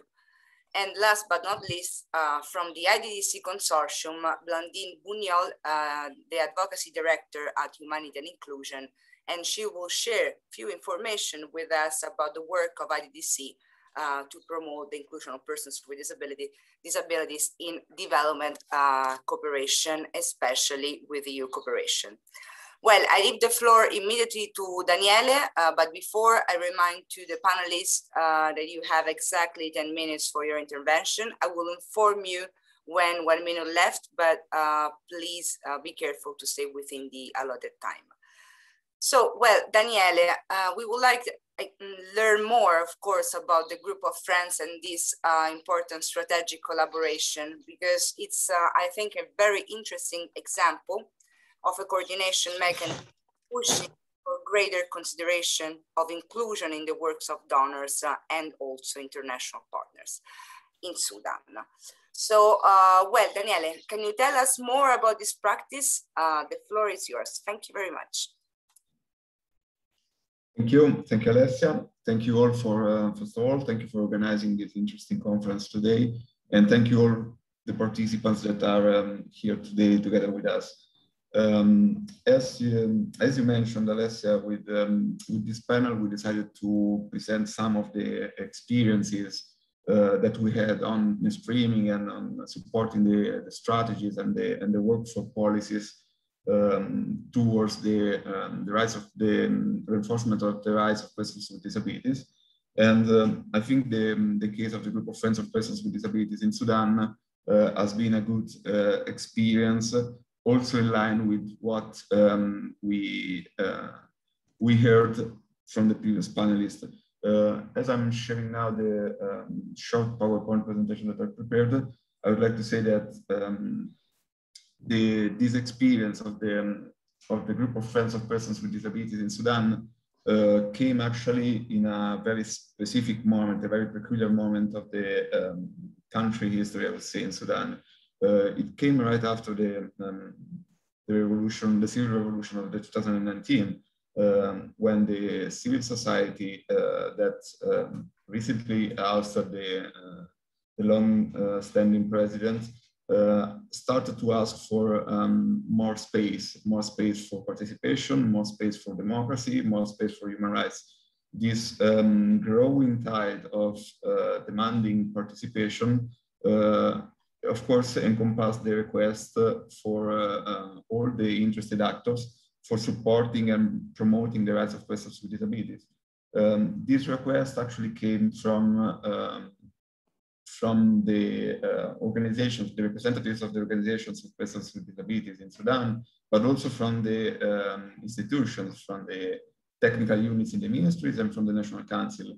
The quote that we wrote here in this slide was actually a quote coming from the National Council, where they were asking for a common space for sharing experiences and coordination in support of the persons with disabilities. And exactly the same request was coming from the organizations of persons with disabilities for coordinating and for having a sharing opportunity together with other interested actors, interested stakeholders. So this request was originally picked up by the, let's say, the political level. It was actually the Italian embassy in Sudan that started this initiative on calling up for a common space and calling up for a group of friends similar to what was done at the international level with the group of friends of Sudan. The Italian embassy, together with ICE that provided the technical support, decided that it was possible to have a group of friends specifically dedicated to the rights of persons with disabilities. On this initiative, immediately came the support of the Spanish embassy that through the project Bridging the Gap was strictly connected to the Italian country action in Sudan. And together we launched this group of friends of persons with disabilities as a first experience where all the interested actors could participate, share their experiences, and express their commitment to an exercise for cooperation, for strategy, for coordination. This experience actually officially initiated in September 19 when this political level picked up this request coming from the interested stakeholders, from the institutions, from the organizations, and started to call the main international actors, started to mobilize the main institutions and the main partners of the civil society to come together, introducing what the different requests were coming from and what they were about, and started to suggest some options for working together, working towards a unified path for supporting the rights of persons with disabilities in a country that was rapidly and incredibly changing, leaving open a space, a notable space for participation and for the contribution of all the different actors. This action, this example of course, one of the activity that we have realized within the project Bridging the Gap in Sudan. This example was a very interesting experience for us to get involved at all the possible levels, all the interested stakeholders. As I mentioned, it started at the political level with the involvement of the member states, of the European Union delegation. It continued with the participation of the main international agencies, the UN agencies, the national agencies, and now it's still continuing with still ongoing with the participation of the representatives of the organizations of persons with disabilities, which brought the actual work of the group of friends to a technical level. Beside the first initial event where we were aiming to spread the information as much as possible and to get as much commitment as we could at the time, the efforts now are focusing towards getting a technical cooperation between the different actors, using what has been mentioned earlier, the expertise which is actually there, the expertise of the organizations who are themselves defining what can be inclusive cooperation for them, and what are the needs and what are the gaps for having an inclusive development cooperation in Sudan. Using this expertise, the group of friends launched a technical working table, which is now working on a mapping exercise of the main intervention ongoing and planned in Sudan on development cooperation with a specific focus on the rights of persons with disabilities. Of course, this exercise will continue encompassing and comprising also the other interventions, the other plans, multi-annual plans, which might be interested for taking into consideration for promoting the mainstreaming of the rights of persons with disabilities. The aim, of course, is always to create this common space, as I mentioned at the beginning, with some specific objectives that the group of friends has defined during the past meetings. Those objectives, they refer to increase the awareness of the rights of persons with disabilities in Sudan, supporting the institutions, and increase the coordination among all the different partners. So this exercise might sound a bit of a generic exercise. That, of course, was necessary to comprise, to follow the original spirit of this activity, to comprise all the different actors that might be interested and they are willing to support the rights of persons with disabilities. From this point now, the challenge is to bring it to a technical effectiveness of this tentative of coordination. Therefore, the mapping exercise will come at use until the next general meeting of the group of friends of persons. Those initiatives will be presented, and when the participants will have that famous common space for discussing about those initiatives, suggesting spaces for collaboration, suggesting interconnection between the different sectors, between different programs, suggesting participation for the planning initiatives. So that is our goal at the moment. And taking actually just a couple of points from the previous panelists, I think that is an interesting opportunity to see, first of all, to overcome what Gareth was saying about the mainstreaming fatigue, which is very recognized also here, which is very present.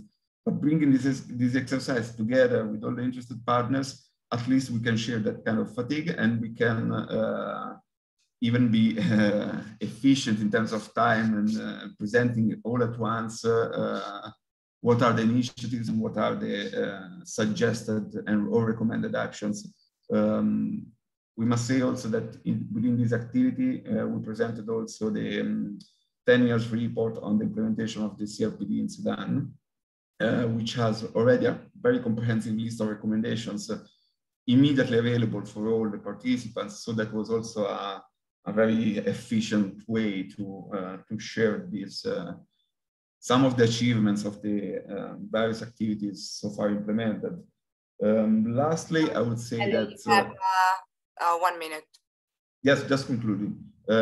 Just taking the one point from the initial introduction from the director of IDA, this could be also an opportunity. Of course, we are still at the beginning, it's still slowly going, and it will be inevitably that it will still go slowly. But this can be an opportunity for sharing initiative. This can be an opportunity for monitoring opportunities. As we had it in this case for the COVID-19 response, that was an excellent space for sharing some of our inclusive health safety measures and some of the inclusive campaign that we have realized here in Sudan. So I think this experience could be a good example to put in practice what has been said so far, because of course the principle that we have talked about, they are all meaningful as far as they can be translated in practice. And that's what we are working for here in Sudan. Thank you all. Thank you very much, Daniele, for sharing this important experience in Sudan. I hope it will inspire similar strategic collaboration, strategic partnerships, not only in Africa, but not only in the African region. Also because I think it's a very innovative path, not only, it's a very innovative path, a very innovative way to seek participation and commitment from all the stakeholders involved in this action. So, well, I will thank you very much, Daniel, again. I will will give the floor now to Alvaro. And Alvaro from the UNCE social group will share with us the important initiative for the inclusion of women and youth with disabilities in Morocco, jointly initiative with local partners, but also the EUFM and IC, among others partners. So I have also a question for you, Alvaro. What's the scope and what are the objectives of this initiative, and how you can build on the past UNCE and non-UNCE experiences to achieve results? So the floor is yours, Alvaro. Thank you very much. Thank you, Alessia, and of course, thanks to FIAP in general, Federico, Jimena, seeing very familiar and friendly faces here. And of course, thanks as well to Miriam Fiskar, who mentioned before, our partnership and the future protocols we're signing, as well as the coupon that we're going to present in the next 6th of July, if I'm not wrong. The importance of the coupon, the lottery that social lottery that we carry on. Well, talking about this project, I'm going to try to be brief about the presentation. It was, when it was first designed almost 4 or 5 years ago, it was presented as a very innovative way of cooperation for us. We're always looking for innovative ways of cooperating, not only looking through the traditional forms as, for example, the one we have been covering for more than 20 years through FOAL in Latin America, which works pretty well, but we're thinking about other ways of intervention. And in this case, it was innovative for 3 different reasons. First of all, because the Public-Private Partnership Alliance for Development, that's the framework of the project, was the first one we have developed. And in this behalf, we hold through the project more than 6 partners, in which each one plays an important role. Main partners for the coordination of the project are ICID, as we mentioned, as well as the ONCE social group. We coordinate the areas. ICID, for example, carries on the grant that allows for the implementation, and we have the technical advisory and the organization of the project. But we also have very important local entities such as Untitled, which is the Moroccan agency for inclusion of vulnerable persons, and they handle the project there in place, as well as the private entities, which I will present now how it works. We're going to be the entities that allow us for the inclusion of persons with disabilities, of young persons and women with disabilities. As well, the last 2 partners, which are also very important, are Amadeus, the company, because they developed the very innovative technology that the persons who are going to be hired by in the tourism and in the tourism sector, they will have to use their technology. So they help us with the capacitation and training of the persons. And the last one is the Humanitarian. We have we're going a little further on with our partnership with them, trying to find new ways of working in the Mediterranean area. And they wanted to join us because they have a huge interest in supporting the situation of improving the situation of persons with disabilities in the Mediterranean region. So they help us with mostly with the institutional relations. So how did we do it?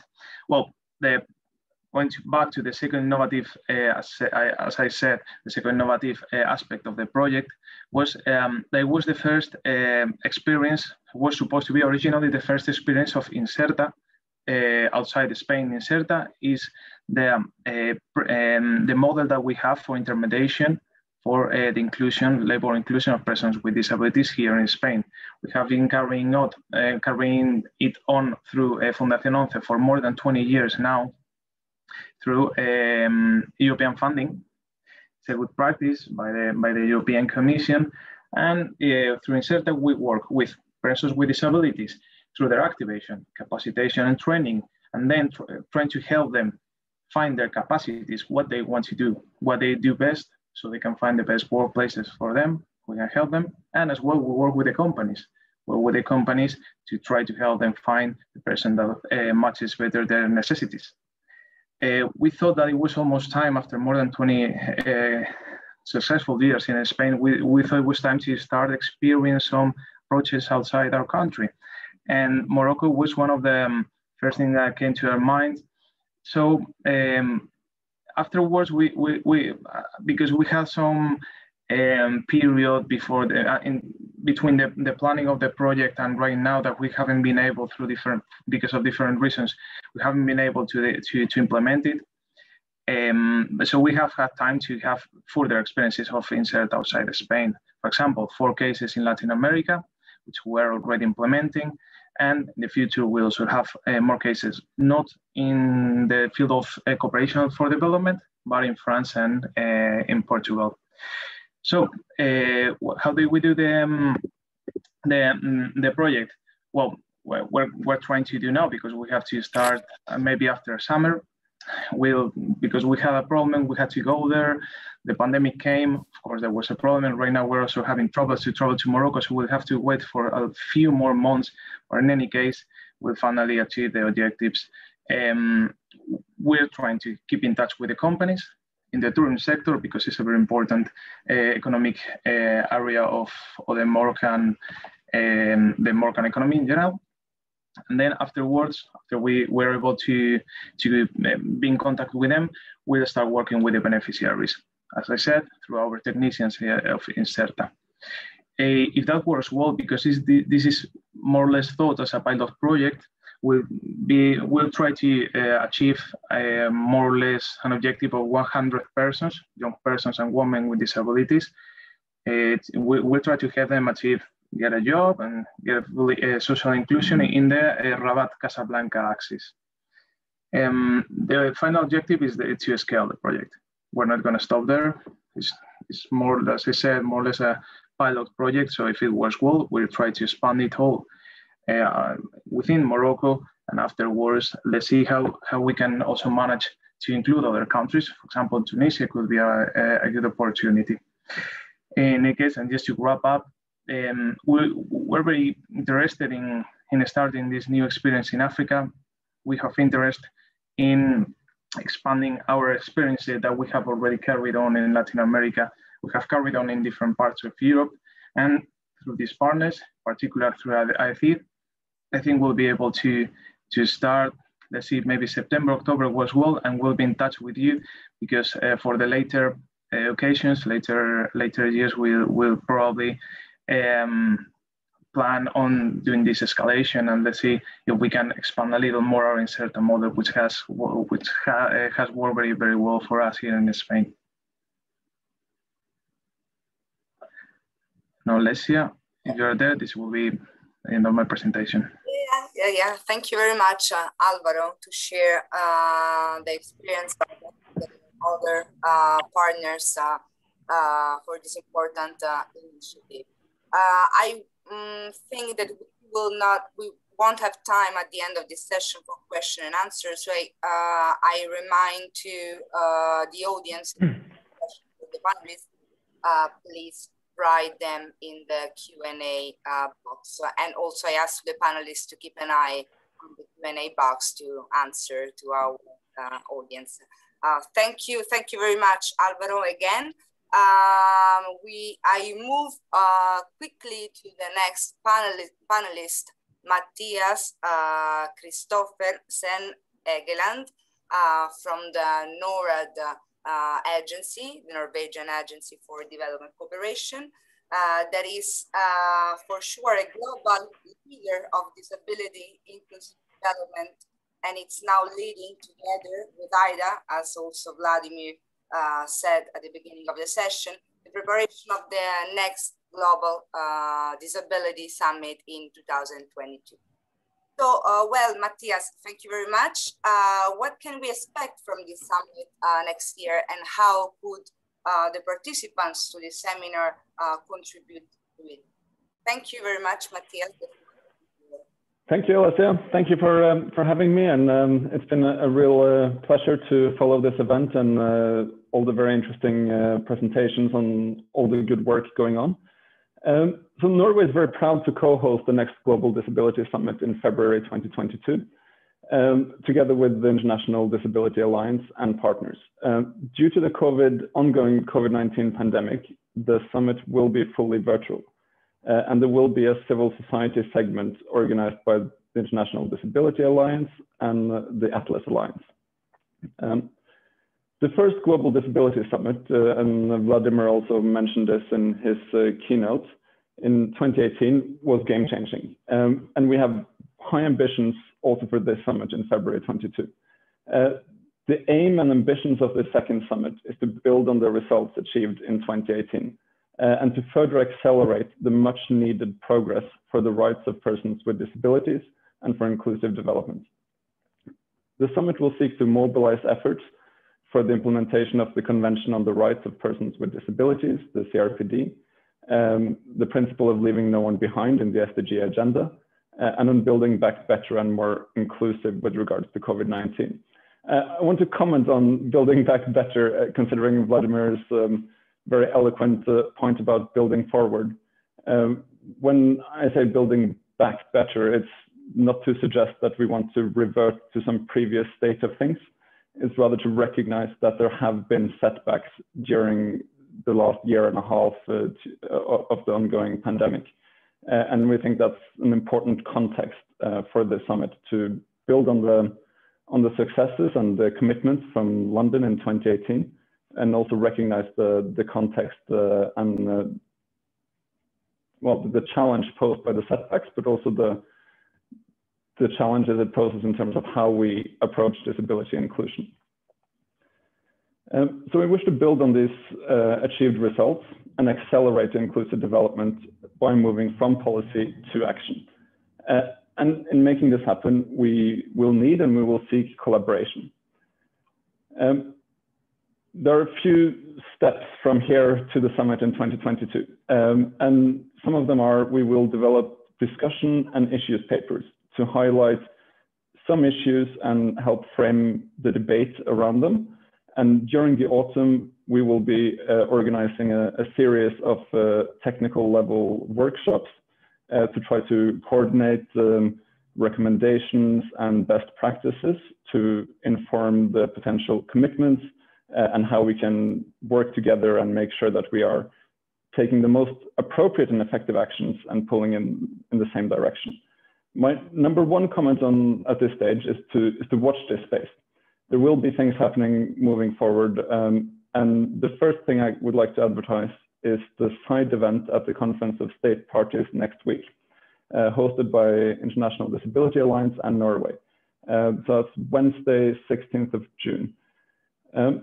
And having listened to the many interesting and important initiatives presented here at the seminars, at both the panels, I want to ask everyone at this seminar to think about how your ambitions, how your aims could be formulated as commitments at the Global Disability Summit in February next year.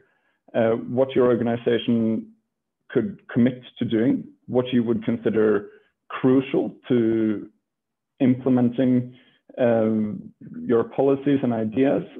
We think the commitment structure, the Global Disability Summit as a stock-taking and coordination meeting will be important. It will allow for visibility and sharing of commitments and aims moving forward. So that at this moment would be my sort of number one request of the participants in the seminar, to think about how you would formulate and want to pose potential commitments.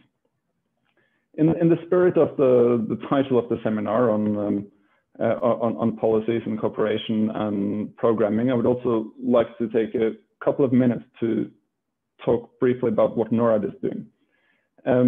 So as you mentioned initially, Alessia, disability inclusion is a key priority for Norwegian development assistance. We employ the twin track approach, like I think most presenters here today, and we have a firmly anchored human-based rights approach. Human rights-based approach. From 2018 to 2019, we nearly doubled our support to disability inclusion. I'm not allowed to give you the precise figure yet because it's still undergoing quality assurance, but the preliminary data suggests that the total share of Norwegian development assistance that is marked as either main or significant with the OECD DAC disability marker has nearly doubled from 2018 to 2020. And reaching persons with disabilities and disaggregating reporting is a consistent Norwegian message to all of our partners. I would like to highlight one example, and civil society is a very important partner for Norwegian development assistance. It's the largest recipient of Norwegian development support for inclusion and the strengthening of rights for persons with disabilities. And in 2018, we opened a specific funding window for disability inclusion for civil society, where the participation of organizations for persons with disabilities was one of the criteria. And this led to the creation of what I would say is a fairly innovative approach, a consortium of civil society organizations called Together for Inclusion. the innovative aspect, I think, is it combines OPDs and mainstream NGOs, but it's the OPD that's in the driving seat, sort of leading the consortium, supported by NGOs, mainstream NGOs. And then last year, they carried out activities in some 12 countries. Yeah. So going forward, we are increasing our efforts from the Norwegian side, but ensuring that disability inclusion is at the core of our work is about more than just increased program support.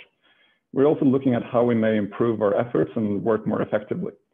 And part of this, and with a view to the Global Disability Summit next year, we are developing a new strategy for disability inclusion across Norwegian development and humanitarian support. And one of the aspects we're looking at there, and has been mentioned by other panelists as well, is the importance of a strong mainstreaming within our twin track approach to make sure that the inclusion of persons with disabilities is considered and catered for in a meaningful fashion across all of our programming. And we think that how we track and follow the specific efforts across all of our programs for disability inclusion is a very important tool in this respect. And I would also refer to Vladimir's point about the OECD DAC policy marker being an important tool where the GLAD network has been pivotal in, I think, promoting its use. But we're also looking at how we can get even more granular and detailed information to inform specifically what's happening across the sort of broader portfolio of development support, and then being able to compare that to the results being reported. So I'm going to cut it there. So please watch this space for the Global Disability Summit, and I hope many of you will be able to join the side event next week. And I would also like to echo the sentiments brought forward by other presenters that coordination and cooperation is crucial for this agenda and will be very important to the Global Disability Summit, and we're much looking forward to it. Thank you. Thank you very much, Matthias, to share the very interesting and important work that NORAD is doing to improve disability mainstreaming. And I think also about the Global Summit, we all have, I think, great ambitions for the next summit. So thank you very much. I will move quickly because we are a little bit late, not a lot, but a little bit, to the next speaker. The last but not least speaker of this panel and this session, Blandine Bugnol, that will talk about, as I said at the beginning, about the work of IDDC, especially on the EU international cooperation. Well, I have also a question for you, Blandine. Of course, IDDC has been relentlessly advocating for more and systematic disability inclusion in the European external action through IDDC members mobilized in the IDDC dedicated EU task group. And also Bridging the Gap has been of great support at key moments in the past 4 years. So how is IDDC organizing its influencing work at EU level, and in which areas would you like to see changes now? Thank you very much, Blandine. The floor is yours. Thanks, Alicia. Alicia, it's a pleasure to be with you. Hello to everybody. So yeah, let me tell you first about who is IDDC, for those who would not know. So IDDC stands for the International Disability and Development Consortium. It's a network of civil society organizations, including international NGOs and organizations of persons with disabilities, that are coming together to promote the inclusion of persons with disabilities in international development and in humanitarian action. Our activities are member-led, and that means that we have created a number of thematic task groups, such as the EU task group. I'll tell you about that later. the Inclusive Education Task Group, the Inclusive Health Task Group, we have a DPO Task Group, and so on. And over the years, Bridging the Gap and IDDC task groups have collaborated closely, including to produce studies and advocacy tools, organize webinars and conferences, and here we are again. At the EU level, Sarah Hull from Light for the World, and apologies she couldn't be with us today, and myself from Humanitarian Inclusion, we are coordinating the EU task group with the mission to advocate for the systematic application of the EU's commitments regarding disability rights in EU's external action. And so for this work, we naturally collaborate very closely with the European Disability Forum, and Marion was on the panel earlier. We've been also constantly coordinating with Bridging the Gap, and we've had many occasions to collaborate on specific activities. And since this is the concluding conference of Bridging the Gap, we wanted to celebrate a bit. So let me tell you a bit about how we at the EU Task Group of IDDC, we've been working, and provide you some examples of the support we've had from Bridging the Gap along the way and over the last years. So one way of working for us is to provide constructive inputs into relevant EU policymaking processes relating to the EU external action. In the last period, we have concentrated on the EU strategy on the rights of persons with disabilities, focusing on the chapter on external action. We have been working on the multi-annual financial framework and the programming of the new financial instrument called Global Europe. We've also worked on the Africa EU strategy, and also on the gender action plan. And we have been coordinating our inputs, really, the inputs we provided to the EU institutions with Bridging the Gap, and used relevant data and evidence produced by Bridging the Gap to reinforce our own key messages. Another objective of the EU task group, and another example of collaboration with Bridging the Gap, is when we engage in dialogue with EU institutions with a view to increase their commitments for the respect of CRPD obligations. So we are in constant dialogue with different departments in the Commission, with some members of the European Parliament, with members of the European Economic and Social Committee, as well as some representations of the member states. Bridging the Gap has supported and reinforced IDDC's dialogue with EU institutions by creating opportunities such as this one to interact, including during the stakeholders conferences and the webinar series. Another example of collaboration was when, together with Bridging the Gap and the European Disability Forum, we composed a delegation to meet with the International Partnership Commissioner, Jutta Urpilainen, back in March 2020. And you see me smile because it was the last meeting, institutional meeting before lockdown. So it feels like a century ago.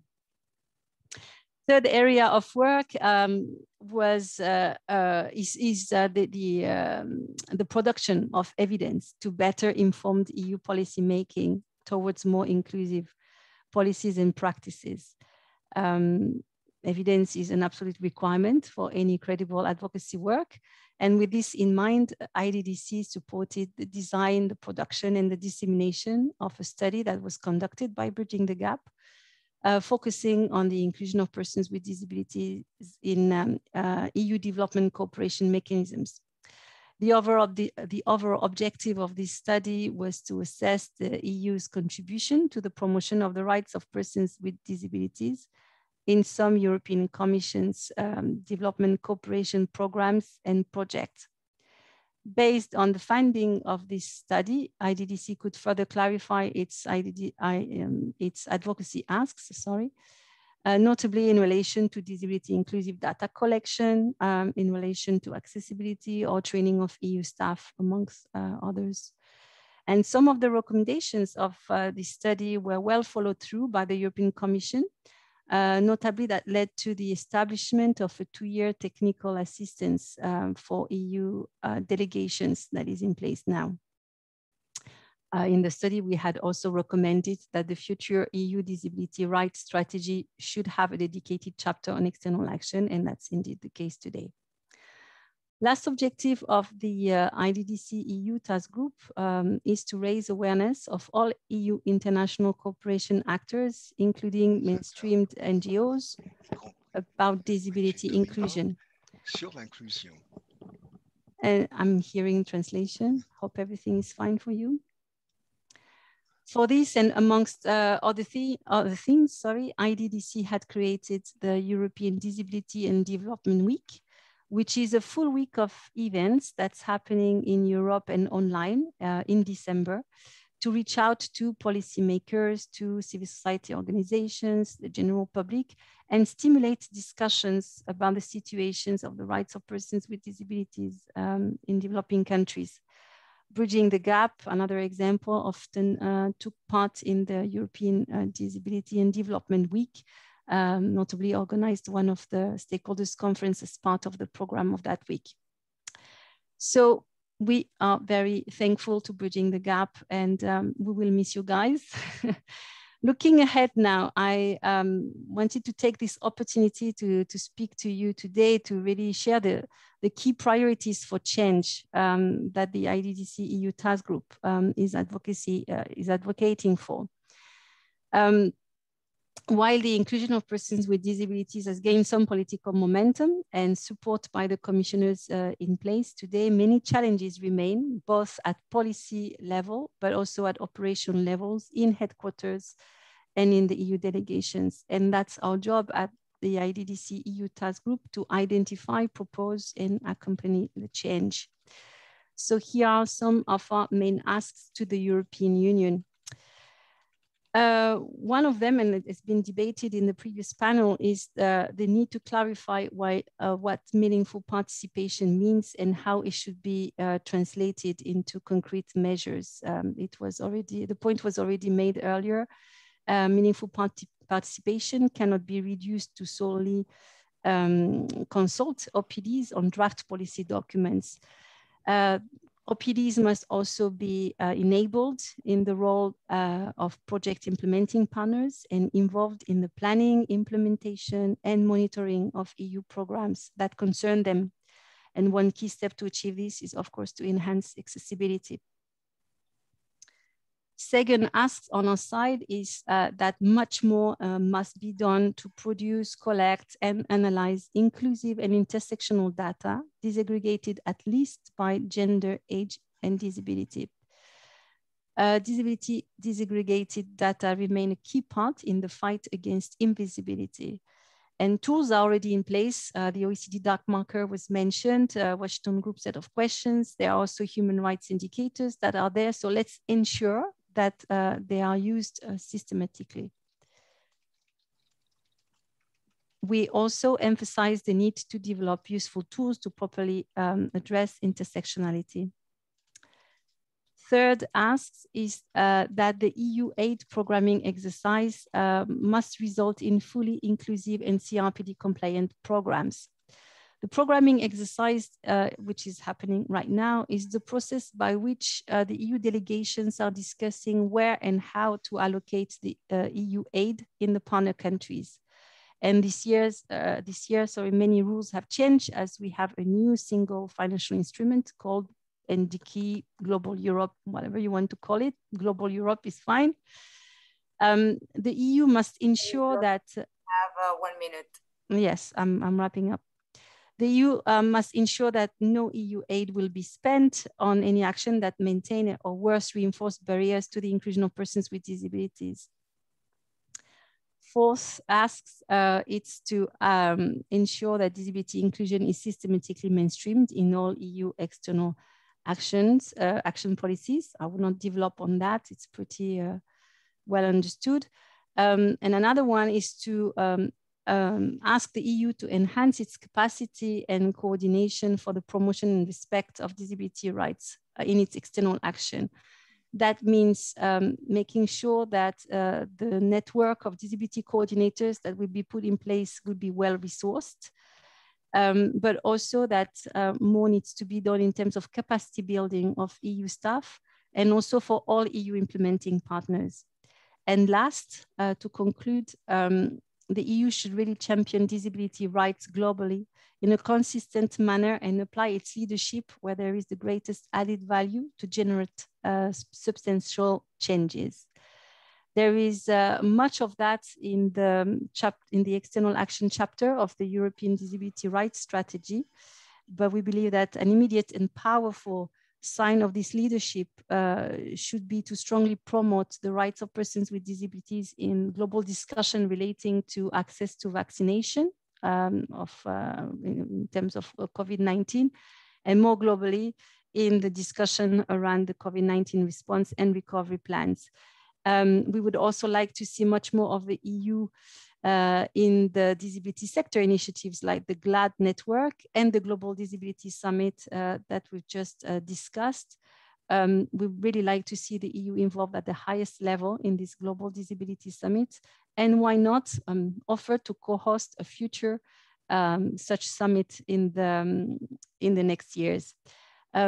Much of what I have said can be found and further detailed in the joint reaction of IDDC and EDF to the European Disability Rights Strategy that you can find on our websites. Thank you very much. Thank you very much, Blondine, to share not only of course, the collaboration that we had between Bridging the Gap and IDDC, but also to highlight the priorities to finally see changes in the next future on disability. Thank you very much also to listed indeed all the activities that we work together. Yes, I realized that we created a lot of opportunities and good moments of learning and sharing, and interesting, I think, tools to support the change. So, I will take a few seconds more to thank the World Bridging the Gap Consortium. I think that I don't know if I will have other opportunities to thank you all. So I do that now. And I would like to thank in particular IDDC and EDF, with whom I have worked so closely here in Brussels in the past 4 years. And I would like also to thank you, the organizations and the OPDs that engaged with us with Bridging the Gap in the past 4 years. And of course, a very a huge thanks to all my colleagues of the project management unit. Bridging the Gap has been a very, very interesting experience with, I think, an innovative note in its multi-stakeholder approach.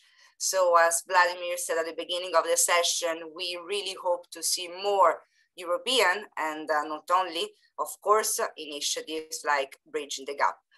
Well, I leave the floor to Federico, our project director. A big thank you also to you, Federico. You lead this project and all of us with a great commitment and competence. So thank you very much, and over to you. Thank you. Thank you, Alessia. It's me who has to thank you, but we will have other opportunity, I think, and hope in the future to do so.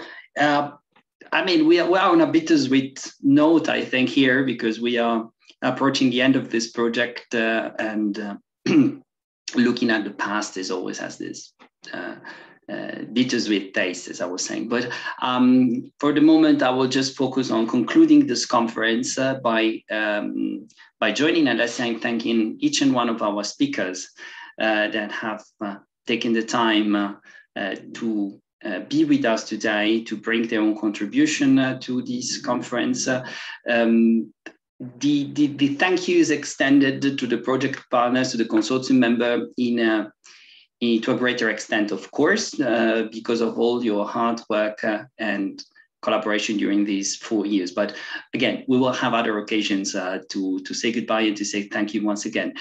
For the time being, I think it is important to recall what we have seen and heard, better said, today. We have listened to, first of all, a framework for including disability inclusion in international cooperation. And we have heard and listened to chances, opportunities, spaces, and good practices already on how to trickle downwards into action, how to turn strategies and policy documents into concrete initiatives for the inclusion of persons with disability in the Global South and for the implementation of the CRPD and of disability inclusive SDGs. We have also heard about opportunities to funnel and share knowledge and experiences in important gatherings. In particular, I want, of course, to highlight the opportunity that we will have next year with the 2022 Global Disability Summit that Matthias Vladimir have mentioned and described so well. I think and hope at least that there are many takeaways from this session, much that can be built upon. And I think that a little bit of that is also thanks, I want to hope, to the work we have done as Bridging the Gap. Anyways, stop here. Just one word to invite all of you to join us tomorrow at 2:30 p.m. Central European Time. Please check the exact time in your time zone for the second day of this conference, Disability Inclusion in International Cooperation, the Way Forward, where we will have the opportunity to listen from high-ranked officials from the consortium, members of Bridging the Gap and other representatives on how to enhance an agenda and a concrete agenda for disability inclusion in international cooperation. And we will present our call for action for disability inclusive development cooperation drafted in collaboration with EDF and IDDC. Nothing more from my side for now. I thank again all the interpreters, the captioners, everybody who have worked so hard for the organization of today's conference. And of course, a big thanks to each and one of you who have shared with us this space. See you tomorrow. And until then, take very good care. And so long, everybody. Bye-bye. Bye-bye. Bye. Bye-bye. Thank you. Goodbye. Goodbye.